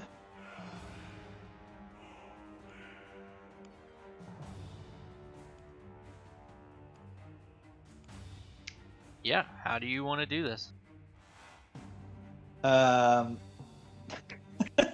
So Bob, his giant eyebrows sort of quivering in anger, staring down at this kraken just with all the intensity he can muster, tweaks the tuning until it is just horrifically out of tune, and then just starts strumming as fast as he possibly can. And you all can kind of feel the air just start to sort of get like thick and quiver, and then the thing's head just pops. Yeah, and it Nice. blows guts everywhere. And now Damon and Gallus are inside the throat of a kraken, which is beginning to descend lower into the water, towards the bottom of the sea. And it is Trell Venda's turn, who is now being freed from the grapple of tentacles. Nice. Well, I'm obviously upset. Could I grab, like, hold my breath and grab on and, like, try and make my way down into the kraken's mouth to kind of, like, there's a rope connected to... Oh, right. Yeah, connected to the ship. Yeah, you can grab onto that rope. I could grab onto that rope and sort of descend down after my mates and see if I can pull them out. Yeah, okay. You can swim down and get basically to Gallus and Damon inside of the kraken. So now all 3 of you are sort of in the dark. Could I pull out my healing potion and stick it into Damon's mouth part? Yeah, I'll say, well, a potion underwater, it's a little tricky. I just shoved the whole glass bottle into his mouth parts and... Yeah, I'll say it's super ineffective because you basically just disperse a bunch of potion into the water, but it's enough to give Damon 1 hit point. Perfect. And he comes to underneath, inside of the kraken. Gallus, it is your turn. You are now surrounded by 2 friends who are now awake. Okay. He is going to grab onto Damon's wrist and then also grab onto Trelenda and use Lay on Hands to at least give Damon, let's see, I have 45. I can only use it on 1 person. Yeah, 1 person. It's not some life cleric shit. Bullshit paladin stuff is this? I'm gonna give Damon 30 HP. Okay. And my swim speed is 80 hasted. Oh so shit, yeah. Yeah, you can drag them up 40 feet yeah. to get them to the surface. I'm gonna rocket up out of this kraken's mouth. Yeah, and with the Mariner's armor, I think it's actually faster than that. So, yeah, you fly to the surface with your super magic armor and sea elf abilities, and basically, like, throw them out of the water. Like, you come out, like, dolphining out of the water. And Damon and Trell then hit the ground, and are able to be standing on the surface of the water as the Kraken sort of begins to descend with a rope tethered to the skull of it, which has been pierced through by Dave. Xander, it's your turn.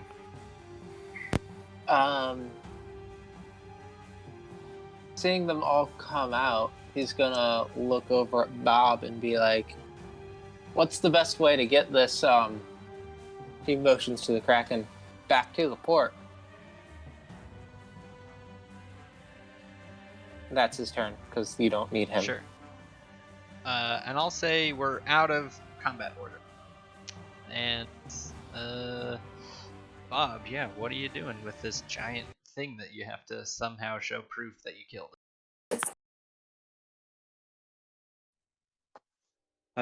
So Bob's just kind of considering, like, shit, I didn't expect it to be that big. Can we get its head? Xander will nod, go down under decks, come out with like a bone saw that's as tall as he is, and look at Trelenda and be like, "Want to get started?" And she just roars in rage and says, "Yes."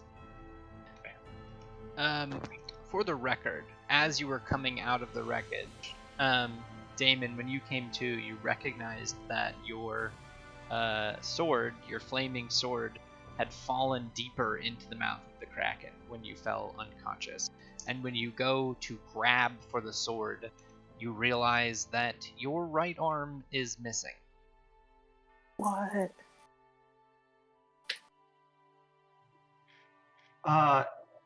Yeah. In his like confused desperation, Damon's just gonna try and like with his left arm like grab the rope, and try and like futilely pull on it and keep the Kraken from like sinking, in a desperate attempt to get an opportunity to get inside the mouth and get his sword back. You guys see Damon wrestling, trying to pull on the rope with one arm, with his other arm sort of like ripped and torn out of its socket with like exposed, not circuitry, but sort of metal and quasi wires. I'll hold him the other superior healing potion. Say you'll probably need this. Pretty sure Bob can make you a new one. Unless Yes. you want to go back in. It's the sword. I love that sword. Oh. Bob yells about, well, it ain't worth dying for.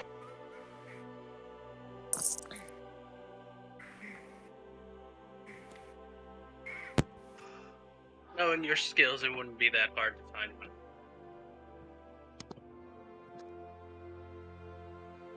Damon's gonna let his arm sag and like let go of the rope. And then just silently, he misty steps back onto the boat and just sits down.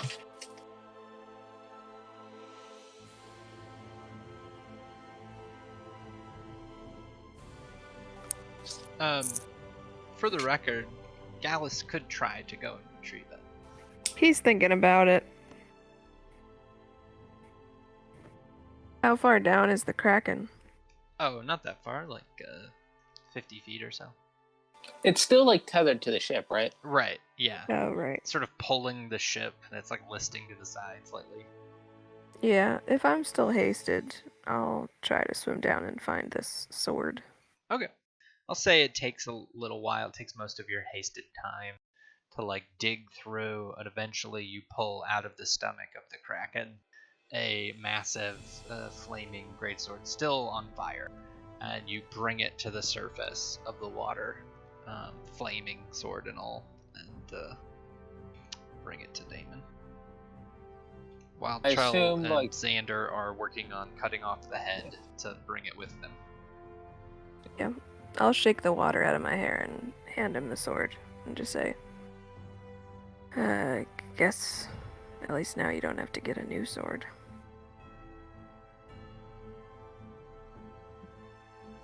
Thank you, Gallus. You didn't have to do that. It was my own fault. I got in too close, too quickly. Happens to the best of us, but can't have you out here in the water for the rest of the time without a sword, so... I suppose that's very reasonable. Thank you. I won't forget this. It was a good first fight. Needs work, but yeah, you'll do fine. And Damon's gonna like take some like clumsy practice swings with his only left arm, and it's not gonna go super well with a greatsword. Gallus will call Bob over to see if he can make Damon a new arm. Well, shit, yeah. It ain't gonna be so pretty. I hope that's all right. Well, you did say you wanted to see inside, see how things worked.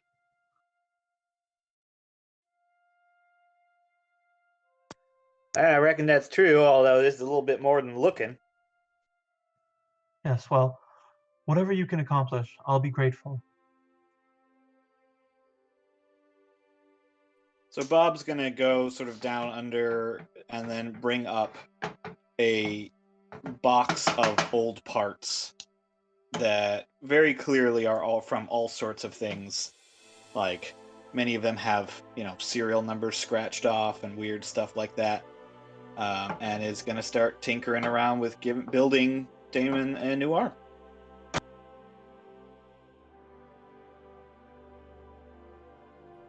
Any special requests?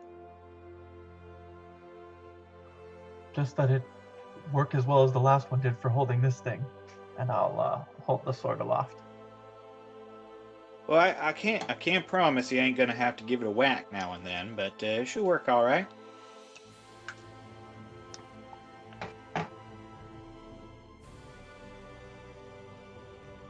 Okay, and we sort of exit that downtime activity with Damon getting rebuilt a new arm as the ship. I guess what's your ship called? The Clunker. As the Clunker returns to Mossstone, dragging a massive kraken skull sort of in tow behind it in the water. And you guys, so that's sort of Damon's arc. And I guess next week we'll pick up with Vosner seeing Rusty, and then we'll finish up at Candlekeep, and we'll probably head off to Chult.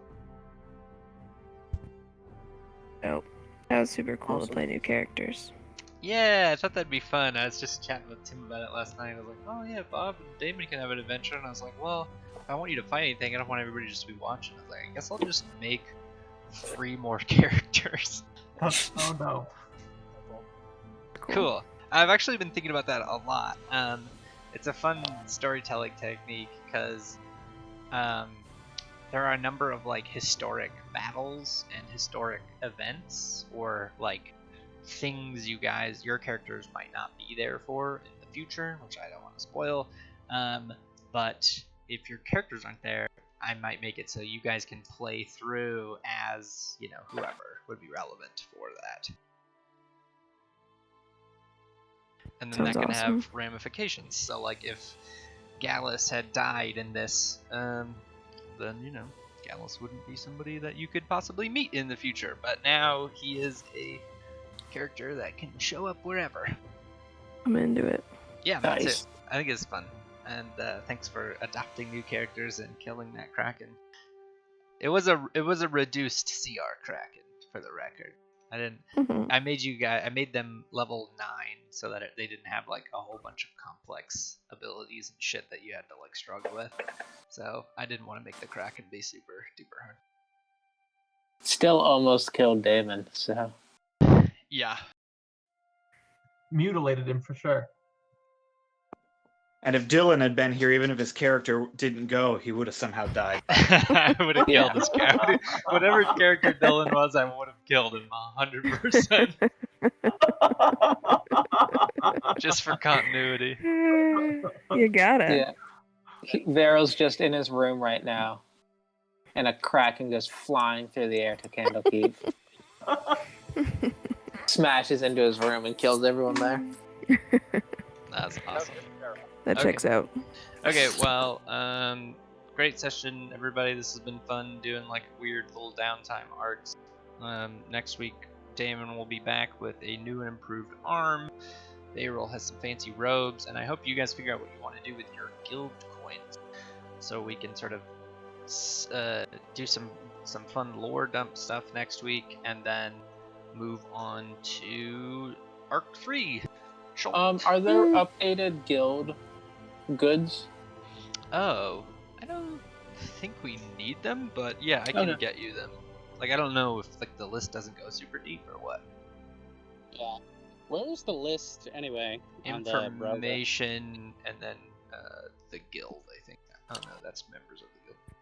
Yeah, Information. guild prices. Okay.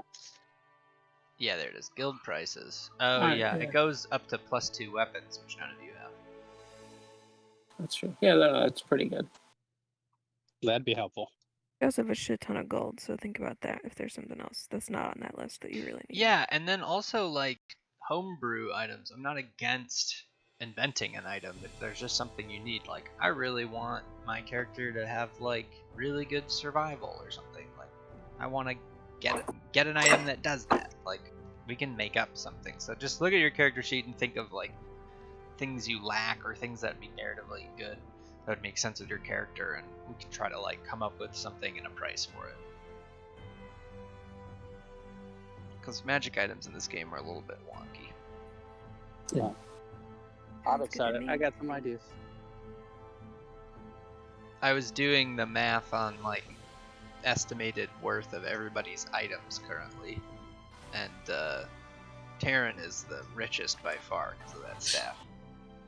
That makes sense. Yeah, yeah. The Dragonborn. All right, fam. This was Yeah. awesome. It was nice Yeah, to be this was back. fun. Everybody. It is. Hey, Excited. by the way, congratulations to you both, Garrett and Laurel, on Yeah, congrats. creating a human link Thanks. and calling it forth from the void. Yeah, she's here. That's pretty incredible.